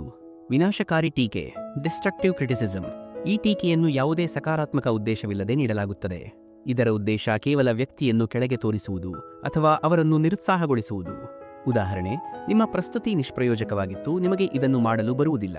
ಇದರಲ್ಲಿ ಯಾವುದೇ ಪರಿಹಾರ ಅಥವಾ ಸಲಹೆ ಇರುವುದಿಲ್ಲ, ಕೇವಲ ನಕಾರಾತ್ಮಕತೆಯನ್ನು ಹರಡಲಾಗುತ್ತದೆ. ನಾವು ರಚನಾತ್ಮಕ ಟೀಕೆಯನ್ನು ಅಳವಡಿಸಿಕೊಳ್ಳಬೇಕು ಮತ್ತು ವಿನಾಶಕಾರಿ ಟೀಕೆಯನ್ನು ನಿರ್ಲಕ್ಷಿಸಬೇಕು. ಟೀಕೆಯನ್ನು ನಿರ್ವಹಿಸಲು 5 ಪರಿಣಾಮಕಾರಿ ಮಾರ್ಗಗಳು. 1. ಟೀಕೆಯನ್ನು ಮುಕ್ತ ಮನಸ್ಸಿಂದ ಆಲಿಸಿ. ಟೀಕೆಯನ್ನು ಕೇಳುವಾಗ ನಾವು ತಕ್ಷಣವೇ ಪ್ರತಿಕ್ರಿಯಿಸಬಾರದು. ಈ ಟೀಕೆಯು ನಮಗೆ ಸುಧಾರಣೆಗೆ ಸಹಾಯ ಮಾಡಬಹುದೇ ಎಂದು ಅರ್ಥಮಾಡಿಕೊಳ್ಳಲು ಪ್ರಯತ್ನಿಸಬೇಕು. 2. ರಚನಾತ್ಮಕ ಮತ್ತು ವಿನಾಶಕಾರಿ ಟೀಕೆಯ ನಡುವೆ ವ್ಯತ್ಯಾಸ ಮಾಡಿ. ಪ್ರತಿಯೊಂದು ಟೀಕೆಯನ್ನು ಗಂಭೀರವಾಗಿ ತೆಗೆದುಕೊಳ್ಳುವುದು ಅಗತ್ಯವಿಲ್ಲ. ನಮ್ಮ ಪಾಲಿಗೆ ಯಾವುದು ಪ್ರಯೋಜನಕಾರಿ ಮತ್ತು ಯಾವುದು ಕೇವಲ ನಮ್ಮ ಭಾವನೆಗಳಿಗೆ ನೋವುಂಟು ಮಾಡಲು ಮಾಡಲಾಗಿದೆ ಎಂಬುದನ್ನು ನಾವು ಗುರುತಿಸಬೇಕು. 3. ಟೀಕೆಗೆ ಭಾವನಾತ್ಮಕವಾಗಿ ಪ್ರತಿಕ್ರಿಯಿಸುವುದನ್ನು ತಪ್ಪಿಸಿ. ಯಾರಾದರೂ ನಮ್ಮನ್ನು ಟೀಕಿಸಿದಾಗ ನಾವು ಅದನ್ನು ವೈಯಕ್ತಿಕವಾಗಿ ತೆಗೆದುಕೊಳ್ಳಬಾರದು. ಟೀಕೆಯು ನಿಮ್ಮ ವ್ಯಕ್ತಿತ್ವದ ಬಗ್ಗೆ ಇರಬೇಕಾಗಿಲ್ಲ, ಅದು ನಿಮ್ಮ ಕಾರ್ಯಗಳ ಬಗ್ಗೆ ಇರಬಹುದು. 4. ಶಾಂತ ಮತ್ತು ಸಕಾರಾತ್ಮಕ ಪ್ರತಿಕ್ರಿಯೆ ನೀಡಿ. ಟೀಕೆ ಬಂದಾಗ ನಾವು ಆಕ್ರಮಣಕಾರಿ ಅಥವಾ ರಕ್ಷಣಾತ್ಮಕವಾಗುವ ಬದಲು ಶಾಂತವಾಗಿ ಮತ್ತು ಬುದ್ಧಿವಂತಿಕೆಯಿಂದ ಪ್ರತಿಕ್ರಿಯಿಸಬೇಕು. 5. ಆತ್ಮಸುಧಾರಣೆಯತ್ತ ಗಮನಹರಿಸಿ. ಟೀಕೆಯನ್ನು ಬಳಸಲು ಇರುವ ಅತ್ಯುತ್ತಮ ಮಾರ್ಗವೆಂದರೆ ಅದನ್ನು ಆತ್ಮಸುಧಾರಣೆಗೆ ಒಂದು ಅವಕಾಶವನ್ನಾಗಿ ಮಾಡುವುದು. ಯಾರಾದರೂ ಸರಿಯಾದ ಟೀಕೆಯನ್ನು ಮಾಡಿದರೆ ನಾವು ಅದನ್ನು ಸುಧಾರಿಸಲು ಕೆಲಸ ಮಾಡಬೇಕು. ನೆನಪಿಡಿ, ಪ್ರತಿಯೊಂದು ಟೀಕೆಯನ್ನು ಹೃದಯಕ್ಕೆ ಹಚ್ಚಿಕೊಳ್ಳಬೇಡಿ, ಆದರೆ ಪ್ರತಿಯೊಂದು ಟೀಕೆಯನ್ನು ನಿರ್ಲಕ್ಷಿಸಲು ಬೇಡಿ. ಸರಿಯಾದುದನ್ನು ಸ್ವೀಕರಿಸಿ, ಉಳಿದುದನ್ನು ಬಿಟ್ಟುಬಿಡಿ. ಅಧ್ಯಾಯ 10. ಮೂವರ ಗುಂಪು, ದ ಗ್ರೂಪ್ ಆಫ್ 3. ದುಃಖ ಅಥವಾ ನಷ್ಟದಿಂದ ಗ್ರೀಫ್ ಹೊರಬರುವ ಮಾರ್ಗಗಳು. ನೀವು ಎಂದಾದರೂ ಪ್ರೀತಿಪಾತ್ರರನ್ನು ಕಳೆದುಕೊಂಡ ನೋವನ್ನು ಅನುಭವಿಸಿದ್ದೀರಾ? ಯಾವುದೇ ನಷ್ಟ, ವೈಫಲ್ಯ ಅಥವಾ ಜೀವನದಲ್ಲಿ ಆದ ದೊಡ್ಡ ಹಾನಿಯಿಂದ ಹೊರಬರಲು ನಿಮಗೆ ಸಾಧ್ಯವಾಗುತ್ತಿಲ್ಲ ಎಂದು ಅನಿಸಿದೆಯೇ? ದುಃಖವು ಒಂದು ಸ್ವಾಭಾವಿಕ ಪ್ರಕ್ರಿಯೆ. ಅದನ್ನು ಸ್ವೀಕರಿಸುವುದರ ಮೂಲಕ, ನಿಮಗೆ ಸಮಯ ನೀಡುವುದರ ಮೂಲಕ ಮತ್ತು ಮುಂದೆ ಸಾಗುವ ಮೂಲಕ ಅದನ್ನು ಎದುರಿಸಬೇಕು ಎಂದು ಈ ಅಧ್ಯಾಯ ಕಲಿಸುತ್ತದೆ. ದುಃಖದಿಂದ ಓಡಿ ಹೋಗಲು ಪ್ರಯತ್ನಿಸುವ ಬದಲು ಅದನ್ನು ಅರ್ಥಮಾಡಿಕೊಳ್ಳಿ ಮತ್ತು ನಿಧಾನವಾಗಿ ಸ್ವೀಕರಿಸಿ. ಇದೇ ಅದರಿಂದ ಹೊರಬರಲು ಇರುವ ಮೊದಲ ಹೆಜ್ಜೆ. ಈ ಅಧ್ಯಾಯದಲ್ಲಿ ಗೌರಗೋಪಾಲ್ ದಾಸ್ ಅವರು ದುಃಖವನ್ನು ನಿರ್ವಹಿಸಲು 3 ಮುಖ್ಯ ಹಂತಗಳನ್ನು ವಿವರಿಸುತ್ತಾರೆ. ಇದು ಕಷ್ಟದ ಸಮಯದಲ್ಲಿ ನಮಗೆ ಸಹಾಯ ಮಾಡುತ್ತದೆ. ದುಃಖವನ್ನು ನಿರ್ವಹಿಸುವ 3 ಮುಖ್ಯ ಹಂತಗಳು. 1. ನಷ್ಟವನ್ನು ಸ್ವೀಕರಿಸಿ. Accept the loss.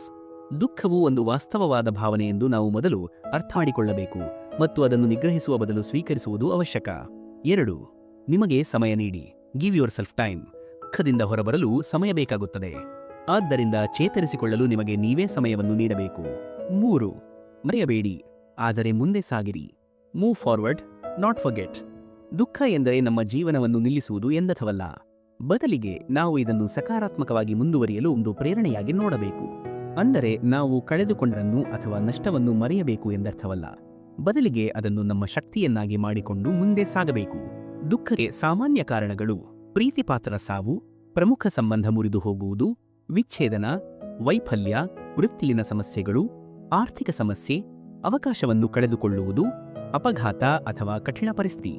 ಮನಃಶಾಸ್ತ್ರಜ್ಞೆ Elizabeth ಕುಬ್ಲರ್ Raas ಅವರ ಪ್ರಕಾರ ದುಃಖವು 5 ಹಂತಗಳ ಮೂಲಕ ಹಾದು ಹೋಗುತ್ತದೆ. ಪ್ರತಿಯೊಬ್ಬ ವ್ಯಕ್ತಿಯೂ ಈ ಹಂತಗಳನ್ನು ಹಾದು ಹೋಗಬಹುದು. 1. ನಿರಾಕರಣೆ ಡಿನಯಲ್. ಇದು ನನಗೆ ಆಗಿರಲು ಸಾಧ್ಯವಿಲ್ಲ. ಯಾವುದೇ ದೊಡ್ಡ ನಷ್ಟವಾದಾಗ ನಾವು ಅದನ್ನು ಸ್ವೀಕರಿಸಲು ಸಾಧ್ಯವಿಲ್ಲ. ಅದು ಸುಳ್ಳು ಎಂದು ನಮ್ಮ ಮನಸ್ಸು ನಿರಾಕರಿಸುತ್ತದೆ. 2. ಕೋಪ ಆಂಗರ್. ಇದು ನನಗೆ ಏಕೆ ಆಯಿತು? ನಾವು ಸತ್ಯವನ್ನು ಒಪ್ಪಿಕೊಳ್ಳಲು ಸಾಧ್ಯವಾಗದಿದ್ದಾಗ ನಮ್ಮೊಳಗೆ ಕೋಪ ಹುಟ್ಟುತ್ತದೆ. ನಾವು ನಮ್ಮ ಮೇಲೆ, ಇತರರ ಮೇಲೆ ಮತ್ತು ಕೆಲವೊಮ್ಮೆ ದೇವರಿಗೂ ಕೋಪಗೊಳ್ಳುತ್ತೇವೆ. 3. ಚೌಕಾಸಿ ಬಾರ್ಗೇನಿಂಗ್. ಹಾಗಾಗಿದ್ದರೆ ಏನಾಗುತ್ತಿತ್ತು? ಈ ಹಂತದಲ್ಲಿ ನಾವು ಏನಾದರೂ ಬದಲಾಯಿಸಲು ಸಾಧ್ಯವಿತ್ತೆ ಎಂದು ಯೋಚಿಸುತ್ತೇವೆ ಮತ್ತು ನಮ್ಮನ್ನೇ ದೂಷಿಸಿಕೊಳ್ಳುತ್ತೇವೆ. 4. ವಿಷಾದ ಖಿನ್ನತೆ ಡಿಪ್ರೆಷನ್. ಈಗ ಏನೂ ಉಳಿದಿಲ್ಲ. ದುಃಖದ ಅತ್ಯಂತ ಕಷ್ಟಕರವಾದ ಹಂತವಿದು. ನಾವು ಒಳಗಿನಿಂದ ಶೂನ್ಯತೆಯನ್ನು ಅನುಭವಿಸುತ್ತೇವೆ, ಒಂಟಿತನ ಕಾಡುತ್ತದೆ. 5. ಸ್ವೀಕಾರ ಎಕ್ಸೆಪ್ಟೆನ್ಸ್. ಈಗ ನಾನು ಇದನ್ನು ಒಪ್ಪಿಕೊಂಡು ಮುಂದೆ ಸಾಗಬೇಕು. ಈ ಹಂತದಲ್ಲಿ ನಾವು ವಾಸ್ತವವನ್ನು ಸಂಪೂರ್ಣವಾಗಿ ಒಪ್ಪಿಕೊಳ್ಳುತ್ತೇವೆ. ನಾವು ನಮ್ಮ ದುಃಖದೊಂದಿಗೆ ಬದುಕಲು ಕಲಿಯುತ್ತೇವೆ ಮತ್ತು ಮುಂದೆ ಸಾಗಲು ಸಿದ್ಧರಾಗುತ್ತೇವೆ. ದುಃಖದಿಂದ ಹೊರಬರುವ 5 ಪರಿಣಾಮಕಾರಿ ಮಾರ್ಗಗಳು. ನಿಮ್ಮ ಭಾವನೆಗಳನ್ನು ವ್ಯಕ್ತಪಡಿಸಿ, ನಿಮ್ಮನ್ನು ದೂಷಿಸದೆ ಸಮಯ ನೀಡಿ, ಆರೋಗ್ಯಕರ ಅಭ್ಯಾಸಗಳನ್ನು ಅಳವಡಿಸಿಕೊಳ್ಳಿ, ನೀವು ಕಳೆದುಕೊಂಡಿರುವುದರ ಬದಲು ನಿಮ್ಮಲ್ಲಿ ಇರುವುದರ ಮೇಲೆ ಗಮನಹರಿಸಿ ಮತ್ತು ಜೀವನದಲ್ಲಿ ಹೊಸ ಉದ್ದೇಶವನ್ನು ಕಂಡುಕೊಳ್ಳಿ. ದುಃಖವು ಜೀವನದ ಭಾಗ, ಆದರೆ ಅದು ನಮ್ಮ ಸಂಪೂರ್ಣ ಜೀವನವಾಗಲು ಸಾಧ್ಯವಿಲ್ಲ. ನಾವು ಅದರಿಂದ ಕಲಿಯಬೇಕು ಮತ್ತು ಮುಂದೆ ಸಾಗಬೇಕು. ಅನುಭಾಗ 3. ನಾನು ಮತ್ತು ಇತರರ ಮನಸ್ಸು ಐ ಅಂಡ್ ಅದರ್ಸ್ ಮೈಂಡ್ಸ್. ಈ ಅನುಭಾಗದಲ್ಲಿ ಗೌರ ಗೋಪಾಲ್ ದಾಸ್ ಅವರು ನಮ್ಮ ಮತ್ತು ಇತರರ ಮನಸ್ಸನ್ನು ಉತ್ತಮವಾಗಿ ಅರ್ಥಮಾಡಿಕೊಳ್ಳುವ ಮೂಲಕ ಜೀವನವನ್ನು ಹೆಚ್ಚು ಸಮತೋಲಿತವಾಗಿ ಮತ್ತು ಸಂತೋಷವಾಗಿ ಹೇಗೆ ಬದುಕಬಹುದು ಎಂದು ಕಲಿಸುತ್ತಾರೆ. ಸಹಾನುಭೂತಿಯು ಎಂಪತಿ ಇತರರ ಭಾವನೆಗಳನ್ನು ಅರ್ಥಮಾಡಿಕೊಳ್ಳಲು ಸಹಾಯ ಮಾಡುತ್ತದೆ. ಸಂವೇದನಾಶೀಲ ಸಂವಾದವು ಸೆನ್ಸಿಟಿವ್ ಕಮ್ಯುನಿಕೇಷನ್ ನಾವು ಇತರರೊಂದಿಗೆ ಗೌರವದಿಂದ ಮತ್ತು ಪರಿಣಾಮಕಾರಿಯಾಗಿ ಹೇಗೆ ಮಾತನಾಡಬೇಕು ಎಂದು ಕಲಿಸುತ್ತದೆ. ನಿಸ್ವಾರ್ಥತೆಯು ಸೆಲ್ಫ್ಲೆಸ್ನೆಸ್. ನಾವು ಕೇವಲ ನಮಗಾಗಿ ಅಲ್ಲ, ಇತರರಿಗಾಗಿಯೂ ಯೋಚಿಸಿದಾಗ ನಿಜವಾದ ಸಂತೋಷ ಸಿಗುತ್ತದೆ ಎಂದು ತಿಳಿಸುತ್ತದೆ. ನಾವು ನಮ್ಮನ್ನು ಅರ್ಥಮಾಡಿಕೊಳ್ಳುವಲ್ಲಿ ನಿರತರಾದಾಗ ನಾವು ಸೀಮಿತರಾಗುತ್ತೇವೆ. ಆದರೆ ನಾವು ಇತರರ ಮನಸ್ಸನ್ನು ಅರ್ಥಮಾಡಿಕೊಂಡಾಗ ನಮ್ಮ ಜೀವನವು ಹೊಸ ಎತ್ತರಕ್ಕೆ ತಲುಪುತ್ತದೆ. ಅಧ್ಯಾಯ 11. ಸ್ಯಾಂಡಲ್ ಮತ್ತು ಈಸಿಗಳು ಭೇಟಿಯಾದಾಗ. ಸಹಾನುಭೂತಿ ಎಂಪತಿಯನ್ನು ಬೆಳೆಸುವುದು.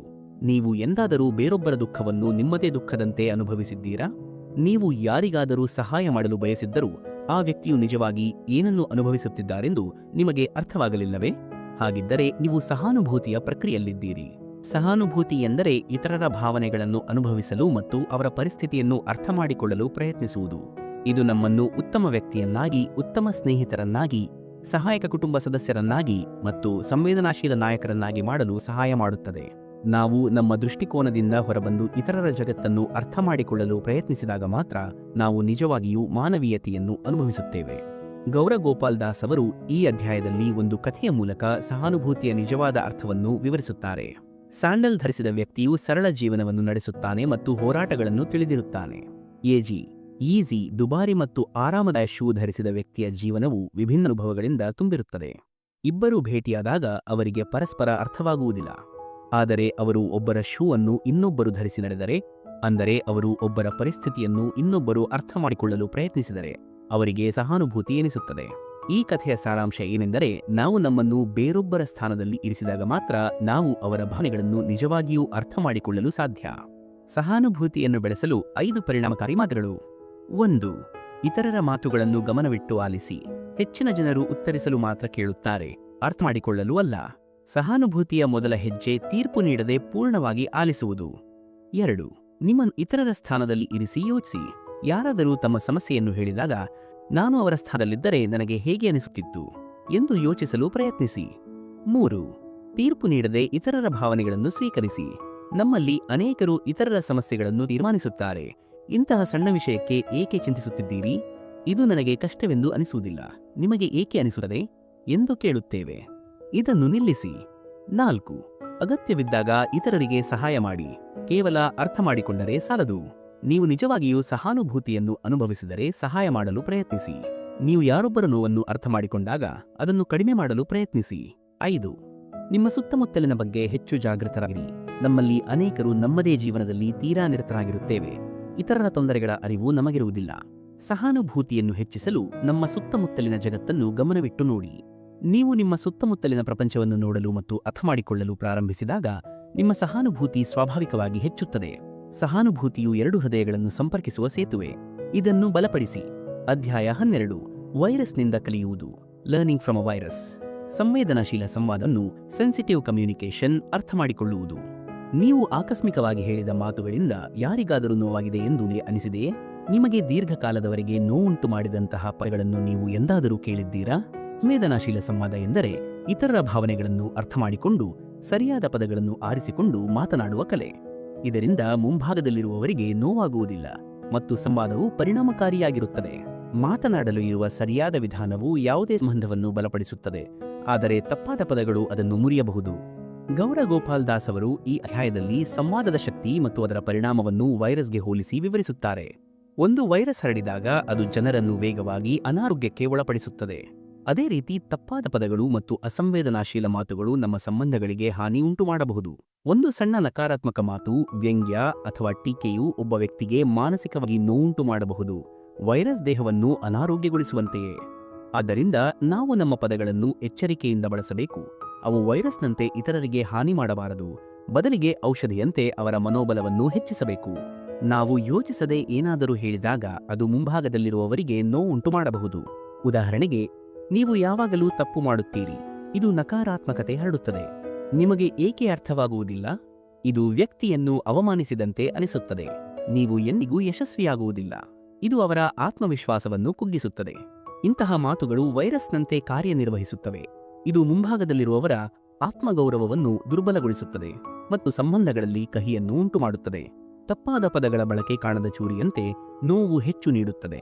ಸಂವೇದನಾಶೀಲ ಸಂವಾದದ 5 ಪ್ರಮುಖ ನಿಯಮಗಳು. 1. ಮಾತನಾಡುವ ಮೊದಲು ಯೋಚಿಸಿ. ನಾವು ಕೋಪದಲ್ಲಿ ಅಥವಾ ಭಾವನಾತ್ಮಕ ಆವೇಗದಲ್ಲಿ ಏನಾದರೂ ಹೇಳಿದಾಗ ಅದು ನಂತರ ಪಶ್ಚಾತ್ತಾಪಕ್ಕೆ ಕಾರಣವಾಗಬಹುದು. ಮಾತನಾಡುವ ಮೊದಲು ಈ ಮಾತು ಅಗತ್ಯವಿದೆಯೇ? ಇದು ಮುಂಭಾಗದಲ್ಲಿರುವವರಿಗೆ ಸರಿಯೇ ಎಂದು ಯೋಚಿಸಿ. 2. ಟೀಕೆಯನ್ನು ಸರಿಯಾದ ರೀತಿಯಲ್ಲಿ ಮಾಡಿ. ಟೀಕೆಯು ಅಗತ್ಯ, ಆದರೆ ಅದನ್ನು ಮಾಡುವ ವಿಧಾನ ಮುಖ್ಯ. ನಾವು ಇತರರನ್ನು ಕೆಳಗೆ ತೋರಿಸಲು ಟೀಕಿಸಿದರೆ ಅದು ಅವರನ್ನು ನಿರುತ್ಸಾಹಗೊಳಿಸಬಹುದು. 3. ನಿಮ್ಮ ಮಾತುಗಳಲ್ಲಿ ಗೌರವವನ್ನು ಕಾಪಾಡಿಕೊಳ್ಳಿ. ಹಲವು ಬಾರಿ ನಾವು ಹಾಸ್ಯ ಅಥವಾ ವ್ಯಂಗ್ಯದಲ್ಲಿ ಏನಾದರೂ ಹೇಳುತ್ತೇವೆ, ಅದು ಮುಂಭಾಗದಲ್ಲಿರುವವರಿಗೆ ಕೆಟ್ಟದಾಗಿ ಅನಿಸಬಹುದು. ಇದು ಸಂಬಂಧಗಳು ಮತ್ತು ಕೆಲಸದ ಸ್ಥಳದಲ್ಲಿ ಬಹಳ ಮುಖ್ಯ. 4. ಕೇಳುವ ಕಲೆಯನ್ನು ಬೆಳೆಸಿಕೊಳ್ಳಿ. ಸಂವೇದನಾಶೀಲ ಸಂವಾದ ಕೇವಲ ಸರಿಯಾದ ಪದಗಳನ್ನು ಮಾತನಾಡುವುದಕ್ಕೆ ಸೀಮಿತವಲ್ಲ, ಬದಲಿಗೆ ಇತರರನ್ನು ಸರಿಯಾದ ರೀತಿಯಲ್ಲಿ ಆಲಿಸುವುದು ಸಹ ಅದರ ಪ್ರಮುಖ ಭಾಗ. ಕೆಲವೊಮ್ಮೆ ಕೇವಲ ಆಲಿಸುವುದೇ ದೊಡ್ಡ ಬೆಂಬಲವಾಗಿರುತ್ತದೆ. 5. ನಿಮ್ಮ ತಪ್ಪುಗಳನ್ನು ಒಪ್ಪಿಕೊಳ್ಳಿ. ನಮ್ಮಿಂದ ಏನಾದರೂ ತಪ್ಪಾದ ಪದಗಳು ಹೊರಬಂದರೆ ಅದನ್ನು ಒಪ್ಪಿಕೊಳ್ಳುವುದು ಮತ್ತು ಕ್ಷಮೆಯಾಚಿಸುವುದು ಮುಖ್ಯ. ಇದು ನಮ್ಮ ಪ್ರಬುದ್ಧತೆ ಮತ್ತು ತಿಳುವಳಿಕೆಯನ್ನು ತೋರಿಸುತ್ತದೆ. ನಿಮ್ಮ ಪದಗಳು ಸಂಬಂಧಗಳನ್ನು ಸುಧಾರಿಸಬಹುದು ಅಥವಾ ಅವುಗಳನ್ನು ಶಾಶ್ವತವಾಗಿ ಹಾಳು ಮಾಡಬಹುದು. ಸರಿಯಾದ ಆಯ್ಕೆ ಮಾಡಿ. ಅಧ್ಯಾಯ 13. ಸ್ವಯಂ ಆಚೆಗಿನ ಪ್ರಯಾಣ. Moving beyond self. ನಿಸ್ವಾರ್ಥತೆಯನ್ನು ಸೆಲ್ಫ್ಲೆಸ್ನೆಸ್ ಬೆಳೆಸುವುದು. ನೀವು ಯಾರಿಗಾದರೂ ಸಹಾಯ ಮಾಡಿದಾಗ ನಿಮಗೆ ಆಂತರಿಕ ಸಂತೋಷ ಸಿಕ್ಕಿದೆಯೇ? ನೀವು ಇತರರ ಒಳಿತಿಗಾಗಿ ಏನಾದರೂ ಮಾಡಿದಾಗ ತೃಪ್ತಿ ಅನುಭವಿಸಿದ್ದೀರಾ? ಈ ಅಧ್ಯಾಯದಲ್ಲಿ ಗೌರಗೋಪಾಲ್ ದಾಸ್ ಅವರು ನಿಜವಾದ ಸಂತೋಷ ಕೇವಲ ನಮಗಾಗಿ ಬದುಕುವುದರಲ್ಲಿ ಅಲ್ಲ, ಬದಲಿಗೆ ಇತರರಿಗಾಗಿಯೂ ಬದುಕುವುದರಲ್ಲಿದೆ ಎಂದು ಕಲಿಸುತ್ತಾರೆ. ನಿಸ್ವಾರ್ಥತೆ ಎಂದರೆ ಯಾವುದೇ ಸ್ವಾರ್ಥ ಅಥವಾ ವೈಯಕ್ತಿಕ ಲಾಭದ ನಿರೀಕ್ಷೆಯಿಲ್ಲದೆ ಇತರರಿಗೆ ಸಹಾಯ ಮಾಡುವುದು ಮತ್ತು ಅವರ ಬಗ್ಗೆ ಯೋಚಿಸುವುದು. ನಾವು ಕೇವಲ ನಮ್ಮ ಬಗ್ಗೆ ಯೋಚಿಸಿದಾಗ ನಮ್ಮ ಪ್ರಪಂಚವು ಚಿಕ್ಕದಾಗಿರುತ್ತದೆ, ಆದರೆ ನಾವು ಇತರರ ಬಗ್ಗೆ ಯೋಚಿಸಿದಾಗ ನಮ್ಮ ಪ್ರಪಂಚವು ವಿಸ್ತಾರವಾಗುತ್ತದೆ. ಕೇವಲ ತನ್ನ ಬಗ್ಗೆ ಯೋಚಿಸುವುದು ನಮ್ಮನ್ನು ಸೀಮಿತಗೊಳಿಸುತ್ತದೆ. ನಾವು ನಮ್ಮ ಅನುಕೂಲಗಳ ಬಗ್ಗೆ ಮಾತ್ರ ಯೋಚಿಸಿದಾಗ ನಮ್ಮ ಯೋಚನೆಗಳು ಸಣ್ಣದಾಗಿರುತ್ತವೆ, ಆದರೆ ನಾವು ನಮ್ಮ ಆಚೆ ಹೋಗಿ ಇತರರಿಗಾಗಿಯೂ ಯೋಚಿಸಿದಾಗ ನಮ್ಮ ವ್ಯಕ್ತಿತ್ವ ಮತ್ತು ಸಂತೋಷ ಹೆಚ್ಚುತ್ತದೆ. ನಿಸ್ವಾರ್ಥತೆ ಎಂದರೆ ನಮ್ಮನ್ನು ಮರೆಯುವುದು ಎಂದರ್ಥವಲ್ಲ, ಬದಲಿಗೆ ನಮ್ಮ ಜೊತೆಗೆ ಇತರರ ಒಳಿತಿಗೂ ಆದ್ಯತೆ ನೀಡುವುದು. ನಿಜವಾದ ಯಶಸ್ಸು ಕೇವಲ ನಮಗಾಗಿ ಏನಾದರೂ ಮಾಡುವುದರಲ್ಲಿ ಅಲ್ಲ, ಬದಲಿಗೆ ಇತರರಿಗಾಗಿ ಏನಾದರೂ ಮಾಡುವುದರಲ್ಲಿದೆ. ನಿಸ್ವಾರ್ಥತೆ ಏಕೆ ಮುಖ್ಯ? 1. ಇದು ನಮ್ಮ ಸಂಬಂಧಗಳನ್ನು ಬಲಪಡಿಸುತ್ತೆ. ನಾವು ನಿಸ್ವಾರ್ಥವಾಗಿ ಯಾರಿಗಾದರೂ ಸಹಾಯ ಮಾಡಿದಾಗ ಜನರು ನಮ್ಮನ್ನು ನಂಬಲು ಪ್ರಾರಂಭಿಸುತ್ತಾರೆ. 2. ಇದು ನಮಗೆ ನಿಜವಾದ ಸಂತೋಷ ಮತ್ತು ತೃಪ್ತಿ ನೀಡುತ್ತದೆ. ನೀವು ಎಂದಾದರೂ ಅಗತ್ಯವಿರುವವರಿಗೆ ಸಹಾಯ ಮಾಡಿದ್ದರೆ ಈ ಸಂತೋಷವು ಹಣ ಅಥವಾ ಯಶಸ್ಸಿಗಿಂತ ಭಿನ್ನವಾಗಿದೆ ಎಂದು ನೀವು ಅನುಭವಿಸಿರುತ್ತೀರಿ. 3. ಇದು ಸಮಾಜವನ್ನು ಉತ್ತಮಗೊಳಿಸುತ್ತದೆ. ಪ್ರತಿಯೊಬ್ಬ ವ್ಯಕ್ತಿಯು ಕೇವಲ ತನ್ನ ಬಗ್ಗೆ ಯೋಚಿಸಿದರೆ ಸಮಾಜದಲ್ಲಿ ಅಸಮಾನತೆ ಮತ್ತು ಅಸಂತೋಷ ಹೆಚ್ಚಾಗಬಹುದು. ನಿಸ್ವಾರ್ಥತೆಯ ದೊಡ್ಡ ಪ್ರಯೋಜನವೆಂದರೆ ಅದು ನಮ್ಮನ್ನು ಉತ್ತಮಗೊಳಿಸಲು ಅವಕಾಶ ನೀಡುತ್ತದೆ. ಅತ್ಯಂತ ಶ್ರೀಮಂತ ವ್ಯಕ್ತಿ ಎಂದರೆ ಹೆಚ್ಚು ಹೊಂದಿರುವವನಲ್ಲ, ಆದರೆ ಹೆಚ್ಚು ನೀಡುವವನು. ಅನುಭಾಗ 4. ಬ್ರಹ್ಮಾಂಡ ಮತ್ತು ನನ್ನ ಮನಸ್ಸು. The universe and my mind. ಈ ಅಂತಿಮ ಅನುಭಾಗದಲ್ಲಿ ಗೌರಗೋಪಾಲ್ ದಾಸ್ ಅವರು ನಮ್ಮ ಮನಸ್ಸು ಮತ್ತು ಅರಿವು ಕಾನ್ಷಿಯಸ್ನೆಸ್ ಬ್ರಹ್ಮಾಂಡದ ಒಂದು ಭಾಗ ಎಂದು ನಮಗೆ ಕಲಿಸುತ್ತಾರೆ. ಆತ್ಮಾವಲೋಕನದ ಮೂಲಕ ನಾವು ನಮ್ಮೊಳಗೆ ಶಾಂತಿ ಮತ್ತು ಸಮತೋಲನವನ್ನು ಕಂಡುಕೊಳ್ಳಬಹುದು. ಮಾನಸಿಕವಾಗಿ ಮತ್ತು ಭಾವನಾತ್ಮಕವಾಗಿ ಆರೋಗ್ಯಕರವಾಗಿರಲು ನಾವು ನಮ್ಮ ಜೀವನದಲ್ಲಿ ಒಂದು ಸಮಗ್ರ ದೃಷ್ಟಿಕೋನವನ್ನು ಹೊಲಿಸ್ಟಿಕ್ ವ್ಯೂ ಅಳವಡಿಸಿಕೊಳ್ಳಬೇಕು. ನಾವು ನಮ್ಮೊಳಗೆ ಶಾಂತಿಯನ್ನು ಕಂಡುಕೊಂಡಾಗ ಮಾತ್ರ ಹೊರ ಜಗತ್ತಿನಲ್ಲಿ ಸಮತೋಲನವನ್ನು ಅನುಭವಿಸಬಹುದು. ಅಧ್ಯಾಯ 14 ನಾವೇ ಬ್ರಹ್ಮಾಂಡದೊಳಗೆ ಒಂದು ಬ್ರಹ್ಮಾಂಡ. ಆತ್ಮಾವಲೋಕನ ಮತ್ತು ಮಾನಸಿಕ ಶಾಂತಿ. ನಿಮ್ಮ ಮನಸ್ಸು ಎಷ್ಟು ವಿಶಾಲವಾಗಿದೆ ಎಂದು ನೀವು ಎಂದಾದರೂ ಯೋಚಿಸಿದ್ದೀರಾ? ಈ ಬ್ರಹ್ಮಾಂಡದಲ್ಲಿ ಎಷ್ಟು ಆಳ ಮತ್ತು ರಹಸ್ಯಗಳು ಅಡಗಿವೆ? ಅಷ್ಟೇ ಆಳ ಮತ್ತು ರಹಸ್ಯಗಳು ನಮ್ಮೊಳಗೆ ಇವೆ ಎಂದು ನಿಮಗೆ ಅನಿಸಿದೆ? ಗೌರಗೋಪಾಲ್ ದಾಸ್ ಅವರು ಹೇಳುವಂತೆ ನಮ್ಮೊಳಗೆ ಒಂದು ಸಂಪೂರ್ಣ ಬ್ರಹ್ಮಾಂಡವೇ ಇದೆ, ನಮ್ಮ ಆಲೋಚನೆಗಳು, ಭಾವನೆಗಳು ಮತ್ತು ಪ್ರಜ್ಞೆಯ ರೂಪದಲ್ಲಿ. ನಾವು ಈ ಆಂತರಿಕ ಬ್ರಹ್ಮಾಂಡವನ್ನು ಅರ್ಥಮಾಡಿಕೊಂಡು ಶಾಂತಿಯನ್ನು ಸ್ಥಾಪಿಸಿದರೆ ನಮ್ಮ ಜೀವನವು ಸುಖಕರ ಮತ್ತು ಸಮತೋಲಿತವಾಗುತ್ತದೆ. ಹೊರಗಿನ ಪ್ರಪಂಚವನ್ನು ಅರ್ಥಮಾಡಿಕೊಳ್ಳುವ ಮೊದಲು ನಾವು ನಮ್ಮೊಳಗಿನ ಪ್ರಪಂಚವನ್ನು ಅರ್ಥಮಾಡಿಕೊಳ್ಳಬೇಕು. ಬ್ರಹ್ಮಾಂಡವು ಅನಂತವಾಗಿದೆ. ಇದರಲ್ಲಿ ಶತಕೋಟಿ ನಕ್ಷತ್ರಗಳು, ಗ್ರಹಗಳು, ನಕ್ಷತ್ರಪುಂಜಗಳು ಮತ್ತು ರಹಸ್ಯಗಳು ಅಡಗಿವೆ. ಅದೇ ರೀತಿ ನಮ್ಮ ಮನಸ್ಸು ಕೂಡ ಒಂದು ಅನಂತ ಬ್ರಹ್ಮಾಂಡದಂತೆ. ಇದರಲ್ಲಿ ಲೆಕ್ಕವಿಲ್ಲದಷ್ಟು ಆಲೋಚನೆಗಳು, ಭಾವನೆಗಳು ಮತ್ತು ಸಾಧ್ಯತೆಗಳು ಇವೆ. ನಮ್ಮೊಳಗೆ ಲೆಕ್ಕವಿಲ್ಲದಷ್ಟು ಸಾಮರ್ಥ್ಯಗಳು ಮತ್ತು ಸಾಧ್ಯತೆಗಳಿವೆ. ಆದರೆ ನಾವು ಆತ್ಮಾವಲೋಕನ ಸೆಲ್ಫ್ ಇಂಟ್ರೋಸ್ಪೆಕ್ಷನ್ ಮಾಡುವವರೆಗೂ ಅವುಗಳನ್ನು ಗುರುತಿಸಲು ಸಾಧ್ಯವಾಗುವುದಿಲ್ಲ. ಬ್ರಹ್ಮಾಂಡದಲ್ಲಿ ಸಮತೋಲನ ಅಗತ್ಯವಿರುವಂತೆ ನಮ್ಮ ಮನಸ್ಸಿನಲ್ಲಿಯೂ ಶಾಂತಿ ಮತ್ತು ಸಮತೋಲನವನ್ನು ತರುವುದು ಅಗತ್ಯ. ನಾವು ಕೇವಲ ದೇಹವಲ್ಲ, ಬದಲಿಗೆ ಆಲೋಚನೆಗಳು, ಭಾವನೆಗಳು ಮತ್ತು ಪ್ರಜ್ಞೆಯಿಂದ ಮಾಡಲ್ಪಟ್ಟ ಸಂಪೂರ್ಣ ಬ್ರಹ್ಮಾಂಡ. ನಾವು ದಿನವಿಡೀ ಕೆಲಸ, ಜವಾಬ್ದಾರಿಗಳು ಮತ್ತು ಓಡಾಟದಲ್ಲಿ ತುಂಬಾ ನಿರತರಾಗಿರುತ್ತೇವೆ. ನಮ್ಮ ಮನಸ್ಸಿನ ಶಾಂತಿ ಮತ್ತು ಆಂತರಿಕ ಪ್ರಜ್ಞೆಯಿಂದ ಸಂಪರ್ಕ ಕಡಿದು ಹೋಗುತ್ತೇವೆ. ಆತ್ಮಾವಲೋಕನವು ನಾವು ಯಾರು, ಜೀವನದಲ್ಲಿ ನಮಗೆ ಏನು ಬೇಕು ಮತ್ತು ನಾವು ಯಾವ ದಿಕ್ಕಿನಲ್ಲಿ ಸಾಗುತ್ತಿದ್ದೇವೆ ಎಂಬುದನ್ನು ಅರ್ಥಮಾಡಿಕೊಳ್ಳಲು ಸಹಾಯ ಮಾಡುತ್ತದೆ. ನಾವು ನಮ್ಮನ್ನು ಅರ್ಥಮಾಡಿಕೊಳ್ಳುವವರೆಗೂ ಹೊರಗಿನ ಜಗತ್ತಿನಲ್ಲಿ ಸಮತೋಲನವನ್ನು ಸ್ಥಾಪಿಸಲು ಸಾಧ್ಯವಿಲ್ಲ. ಯಾರು ತಮ್ಮನ್ನು ತಾವು ಅರ್ಥಮಾಡಿಕೊಳ್ಳುತ್ತಾರೋ ಅವರು ಜೀವನದ ಪ್ರತಿಯೊಂದು ಸವಾಲಿಗೆ ಪರಿಹಾರವನ್ನು ಕಂಡುಕೊಳ್ಳಬಹುದು. ನಮ್ಮ ಮನಸ್ಸು ಅಶಾಂತವಾದಾಗ ನಾವು ಸಣ್ಣ ವಿಷಯಗಳಿಗೂ ಕೋಪಗೊಳ್ಳುತ್ತೇವೆ, ಒತ್ತಡ, ಚಿಂತೆ ಮತ್ತು ಖಿನ್ನತೆಯಲ್ಲಿ ಸಿಲುಕುತ್ತೇವೆ. ಆದರೆ ನಮ್ಮ ಮನಸ್ಸು ಶಾಂತವಾಗಿದ್ದಾಗ ನಾವು ಪ್ರತಿ ಪರಿಸ್ಥಿತಿಯನ್ನು ಸರಿಯಾಗಿ ಅರ್ಥಮಾಡಿಕೊಳ್ಳಬಹುದು. ನಾವು ನಕಾರಾತ್ಮಕತೆಯಿಂದ ಮುಕ್ತರಾಗಿರುತ್ತೇವೆ. ನಮ್ಮ ಹೊರಗಿನ ಜೀವನವು ನಮ್ಮ ಆಂತರಿಕ ಮನಸ್ಸಿನ ಸ್ಥಿತಿಯ ಪ್ರತಿಬಿಂಬವಾಗಿರುತ್ತದೆ. ಮನಸ್ಸು ಶಾಂತವಾಗಿದ್ದರೆ ಜೀವನವು ಸಮತೋಲಿತವಾಗಿರುತ್ತದೆ. ಬ್ರಹ್ಮಾಂಡದ ಬೃಹತ್ ಶಬ್ದದಲ್ಲಿಯೂ ಶಾಂತ ಮನಸ್ಸು ಅತ್ಯಂತ ದೊಡ್ಡ ವರವಾಗಿದೆ. ನಿಮ್ಮೊಳಗಿನ ಬ್ರಹ್ಮಾಂಡವನ್ನು ನೀವು ಶಾಂತಗೊಳಿಸಿದರೆ ಹೊರಗಿನ ಜಗತ್ತು ಕೂಡ ನಿಮಗೆ ಶಾಂತ ಮತ್ತು ಸುಂದರವಾಗಿ ಕಾಣಲು ಪ್ರಾರಂಭಿಸುತ್ತದೆ. ಅಧ್ಯಾಯ 15 ಕಲ್ಯಾಣದ ಸಮಗ್ರ holistic view of well being. ಮಾನಸಿಕ ಮತ್ತು ಭಾವನಾತ್ಮಕವಾಗಿ ಆರೋಗ್ಯಕರವಾಗಿರಲು ಇರುವ ಮಾರ್ಗಗಳು. ನೀವು ದೈಹಿಕವಾಗಿ ಆರೋಗ್ಯವಾಗಿದ್ದರೂ ಮಾನಸಿಕವಾಗಿ ದಣಿದಿದ್ದೀರಾ? ನಿಮ್ಮ ಭಾವನೆಗಳು ಅಸ್ಥಿರವಾಗಿವೆ ಮತ್ತು ಸಮತೋಲನದಲ್ಲಿಲ್ಲ ಎಂದು ನಿಮಗೆ ಅನಿಸುತ್ತದೆಯೇ? ಗೌರಗೋಪಾಲ್ ದಾಸ್ ಅವರು ನಿಜವಾದ ಆರೋಗ್ಯವು ಕೇವಲ ದೇಹಕ್ಕೆ ಸೀಮಿತವಾಗಿಲ್ಲ, ಬದಲಿಗೆ ಅದಕ್ಕೆ ಮಾನಸಿಕ ಮತ್ತು ಭಾವನಾತ್ಮಕ ಸಮತೋಲನವು ಅಗತ್ಯ ಎಂದು ಹೇಳುತ್ತಾರೆ. ನಾವು ನಮ್ಮ ದೇಹ, ಮನಸ್ಸು ಮತ್ತು ಭಾವನೆಗಳ ಮೇಲೆ ಸಮಾನವಾಗಿ ಗಮನಹರಿಸಿದಾಗ ಮಾತ್ರ ನಾವು ನಿಜವಾಗಿಯೂ ಆರೋಗ್ಯಕರ ಮತ್ತು ಸಂತೋಷದ ಜೀವನವನ್ನು ನಡೆಸಬಹುದು. ಆರೋಗ್ಯಕರ ಜೀವನ ಎಂದರೆ ರೋಗಗಳಿಂದ ಮುಕ್ತರಾಗುವುದು ಮಾತ್ರವಲ್ಲ, ಬದಲಿಗೆ ಮನಸ್ಸು, ದೇಹ ಮತ್ತು ಆತ್ಮ ಸಮತೋಲನವನ್ನು ಕಾಯ್ದುಕೊಳ್ಳುವುದು. ಸಮಗ್ರ ದೃಷ್ಟಿಕೋನ ಹೋಲಿಸ್ಟಿಕ್ ಅಪ್ರೋಚ್ ಎಂದರೆ ನಮ್ಮ ಸಂಪೂರ್ಣ ಅಸ್ತಿತ್ವವನ್ನು ಒಟ್ಟಿಗೆ ನೋಡುವುದು. 1. ನಮ್ಮ ದೈಹಿಕ ಆರೋಗ್ಯ ಫಿಸಿಕಲ್ ಹೆಲ್ತ್, ಸರಿಯಾದ ಆಹಾರ, ವ್ಯಾಯಾಮ ಮತ್ತು ಉತ್ತಮ ನಿದ್ರೆ. 2. ನಮ್ಮ ಮಾನಸಿಕ ಆರೋಗ್ಯ ಮೆಂಟಲ್ ಹೆಲ್ತ್, ಸಕಾರಾತ್ಮಕ ಚಿಂತನೆ, ಒತ್ತಡ ನಿರ್ವಹಣೆ ಮತ್ತು ಆತ್ಮಾವಲೋಕನ. 3. ನಮ್ಮ ಭಾವನಾತ್ಮಕ ಆರೋಗ್ಯ ಇಮೋಷನಲ್ ಹೆಲ್ತ್, ಸಂಬಂಧಗಳನ್ನು ನಿರ್ವಹಿಸುವುದು, ಭಾವನೆಗಳನ್ನು ಅರ್ಥಮಾಡಿಕೊಳ್ಳುವುದು ಮತ್ತು ಸಮತೋಲನವನ್ನು ಕಾಯ್ದುಕೊಳ್ಳುವುದು. ಈ ಮೂರರಲ್ಲಿ ಯಾವುದೂ ಅಸಮತೋಲಿತವಾದರೂ ನಮ್ಮ ಜೀವನದ ಮೇಲೆ ಪರಿಣಾಮ ಬೀರುತ್ತದೆ. ನಮ್ಮ ದೇಹವು ಒಂದು ವಾಹನದಂತೆ. ಒಂದು ಚಕ್ರ ಸರಿಯಾಗಿ ಕೆಲಸ ಮಾಡದಿದ್ದರೆ ಇಡೀ ಪ್ರಯಾಣವು ಕಷ್ಟಕರವಾಗುತ್ತದೆ. ಮಾನಸಿಕವಾಗಿ ಮತ್ತು ಭಾವನಾತ್ಮಕವಾಗಿ ಆರೋಗ್ಯಕರವಾಗಿರಲು 5 ಸಮಗ್ರ ಉಪಾಯಗಳು. 1. ನಿಮ್ಮ ಮಾನಸಿಕ ಆರೋಗ್ಯದ ಬಗ್ಗೆ ಗಮನವಹಿಸಿ. ಇಂದಿನ ವೇಗದ ಜಗತ್ತಿನಲ್ಲಿ ಮಾನಸಿಕ ಒತ್ತಡ ಮತ್ತು ಆತಂಕ ಸಾಮಾನ್ಯವಾಗಿದೆ. ನಾವು ನಮ್ಮ ಮಾನಸಿಕ ಆರೋಗ್ಯವನ್ನು ನೋಡಿಕೊಳ್ಳದಿದ್ದರೆ ಅದು ನಮ್ಮ ಇಡೀ ಜೀವನದ ಮೇಲೆ ಪ್ರಭಾವ ಬೀರಬಹುದು. 2. ಭಾವನಾತ್ಮಕ ಸ್ಥಿರತೆಯನ್ನು ಕಾಯ್ದುಕೊಳ್ಳಿ. ನಾವೆಲ್ಲರೂ ಸಂತೋಷ, ದುಃಖ, ಕೋಪ, ಭಯ, ಪ್ರೀತಿ ಮುಂತಾದ ಭಾವನೆಗಳಿಂದ ಪ್ರಭಾವಿತರಾಗುತ್ತೇವೆ. ನಾವು ನಮ್ಮ ಭಾವನೆಗಳನ್ನು ಸರಿಯಾಗಿ ನಿರ್ವಹಿಸದಿದ್ದರೆ ಅವು ನಮ್ಮ ಜೀವನವನ್ನು ಆಳಬಹುದು. 3. ದೇಹ ಮತ್ತು ಮನಸ್ಸಿನ ನಡುವೆ ಸಮತೋಲನ ಕಾಯ್ದುಕೊಳ್ಳಿ. ನಮ್ಮ ದೇಹವು ಆರೋಗ್ಯವಾಗಿರದಿದ್ದರೆ ನಮ್ಮ ಮನಸ್ಸು ಪ್ರಭಾವಿತವಾಗುತ್ತದೆ. ನಾವು ಏನು ತಿನ್ನುತ್ತೇವೆ, ನಮ್ಮ ದೇಹವನ್ನು ಹೇಗೆ ನೋಡಿಕೊಳ್ಳುತ್ತೇವೆ ಎಂಬುದು ನಮ್ಮ ಮಾನಸಿಕ ಮತ್ತು ಭಾವನಾತ್ಮಕ ಆರೋಗ್ಯದ ಮೇಲೆ ಪರಿಣಾಮ ಬೀರುತ್ತದೆ. 4. ಸಕಾರಾತ್ಮಕ ಸಂಬಂಧಗಳನ್ನು ಬೆಳೆಸಿಕೊಳ್ಳಿ. ನಮ್ಮ ಸಂಬಂಧಗಳು ನಮ್ಮ ಮಾನಸಿಕ ಮತ್ತು ಭಾವನಾತ್ಮಕ ಆರೋಗ್ಯದ ಮೇಲೆ ನೇರ ಪರಿಣಾಮ ಬೀರುತ್ತವೆ. ನಾವು ನಕಾರಾತ್ಮಕ ಸಂಬಂಧಗಳಲ್ಲಿ ಇದ್ದರೆ ನಮ್ಮ ಮನಸ್ಸು ಅಸ್ಥಿರವಾಗುತ್ತದೆ. ಸಂಪೂರ್ಣ ಆರೋಗ್ಯವು ಕೇವಲ ದೇಹ ಆರೈಕೆಯಿಂದಲ್ಲ, ಬದಲಿಗೆ ಮನಸ್ಸು ಮತ್ತು ಆತ್ಮದ ಸಮತೋಲನದಿಂದ ಬರುತ್ತದೆ. ಆತ್ಮೀಯ ವೀಕ್ಷಕರೇ, ಈ ಸುದೀರ್ಘ ಮತ್ತು ಆಳವಾದ ವಿಶ್ಲೇಷಣೆಯ ಮೂಲಕ ನಮ್ಮ ಆಲೋಚನೆಗಳನ್ನು ಹೇಗೆ ನಿಯಂತ್ರಿಸಬೇಕು, ನಮ್ಮ ಭಾವನೆಗಳನ್ನು ಹೇಗೆ ಅರ್ಥಮಾಡಿಕೊಳ್ಳಬೇಕು, ವಿಷಕಾರಿ ನಡವಳಿಕೆಯಿಂದ ನಮ್ಮನ್ನು ಹೇಗೆ ರಕ್ಷಿಸಿಕೊಳ್ಳಬೇಕು ಮತ್ತು ನಮ್ಮ ಜೀವನವನ್ನು ಸಕಾರಾತ್ಮಕ ದಿಕ್ಕಿನಲ್ಲಿ ಹೇಗೆ ಮುನ್ನಡೆಸಬೇಕು ಎಂಬುದನ್ನು ನಾವು ಗೌರಗೋಪಾಲ್ ದಾಸ್ ಅವರ ಕೃತಿಯಿಂದ ಕಲಿತಿದ್ದೇವೆ. ನಿಮ್ಮೆಲ್ಲರೂ ನೆನಪಿಡಬೇಕಾದ ಬಹುಮುಖ್ಯ ಅಂಶ ಏನೆಂದರೆ, ಮಾನಸಿಕ ಶಾಂತಿ ನಿಮ್ಮೊಳಗೆ ಇದೆ, ನೀವು ಅದನ್ನು ಜಾಗೃತಗೊಳಿಸಬೇಕು ಅಷ್ಟೇ. ಈ ಪಾಠಗಳನ್ನು ನಿಮ್ಮ ದೈನಂದಿನ ಜೀವನದಲ್ಲಿ ಅಳವಡಿಸಿಕೊಳ್ಳಲು ಪ್ರಾರಂಭಿಸಿ. ನಿಮ್ಮ ಜೀವನದಲ್ಲಿ ಸಕಾರಾತ್ಮಕ ಬದಲಾವಣೆಗಳು ಬರಲಿ ಎಂದು ನಾವು ಆಶಿಸುತ್ತೇವೆ. ನಿಮ್ಮ ಅಮೂಲ್ಯ ಸಮಯಕ್ಕಾಗಿ ಮತ್ತು ಪುಸ್ತಕಧಾರವಾಗಿ ನೀಡುತ್ತಿರುವ ನಿಮ್ಮ ನಿರಂತರ ಪ್ರೀತಿ ಮತ್ತು ಉತ್ಸಾಹಕ್ಕಾಗಿ ನಾವು ಹೃದಯಪೂರ್ವಕವಾಗಿ ಧನ್ಯವಾದಗಳನ್ನು ಅರ್ಪಿಸುತ್ತೇವೆ. ದಯವಿಟ್ಟು ಈ ವಿಡಿಯೋ ನಿಮಗೆ ಇಷ್ಟವಾಗಿದ್ದರೆ ಲೈಕ್ ಮಾಡಿ, ನಿಮ್ಮ ಅನಿಸಿಕೆಗಳನ್ನು ಕಾಮೆಂಟ್ ವಿಭಾಗದಲ್ಲಿ ಹಂಚಿಕೊಳ್ಳಿ ಮತ್ತು ಮತ್ತಷ್ಟು ಜ್ಞಾನಯುತ ವಿಷಯಗಳಿಗಾಗಿ ನಮ್ಮ ವಾಹಿನಿಗೆ ಸಬ್ಸ್ಕ್ರೈಬ್ ಮಾಡಿ. ನಮ್ಮನ್ನು ಅರಿತು ನಮ್ಮ ಬ್ರಹ್ಮಾಂಡವನ್ನು ಶಾಂತಗೊಳಿಸಿ ಮತ್ತು ಪ್ರತಿಕ್ಷಣವನ್ನು ಸಂಪೂರ್ಣವಾಗಿ ಬದುಕುವ ಸಂಕಲ್ಪವನ್ನು ಮಾಡೋಣ. ಶುಭವಾಗಲಿ. ನಾವು ಮತ್ತೆ ಮುಂದಿನ ವಿಡಿಯೋದಲ್ಲಿ ಭೇಟಿಯಾಗೋಣ.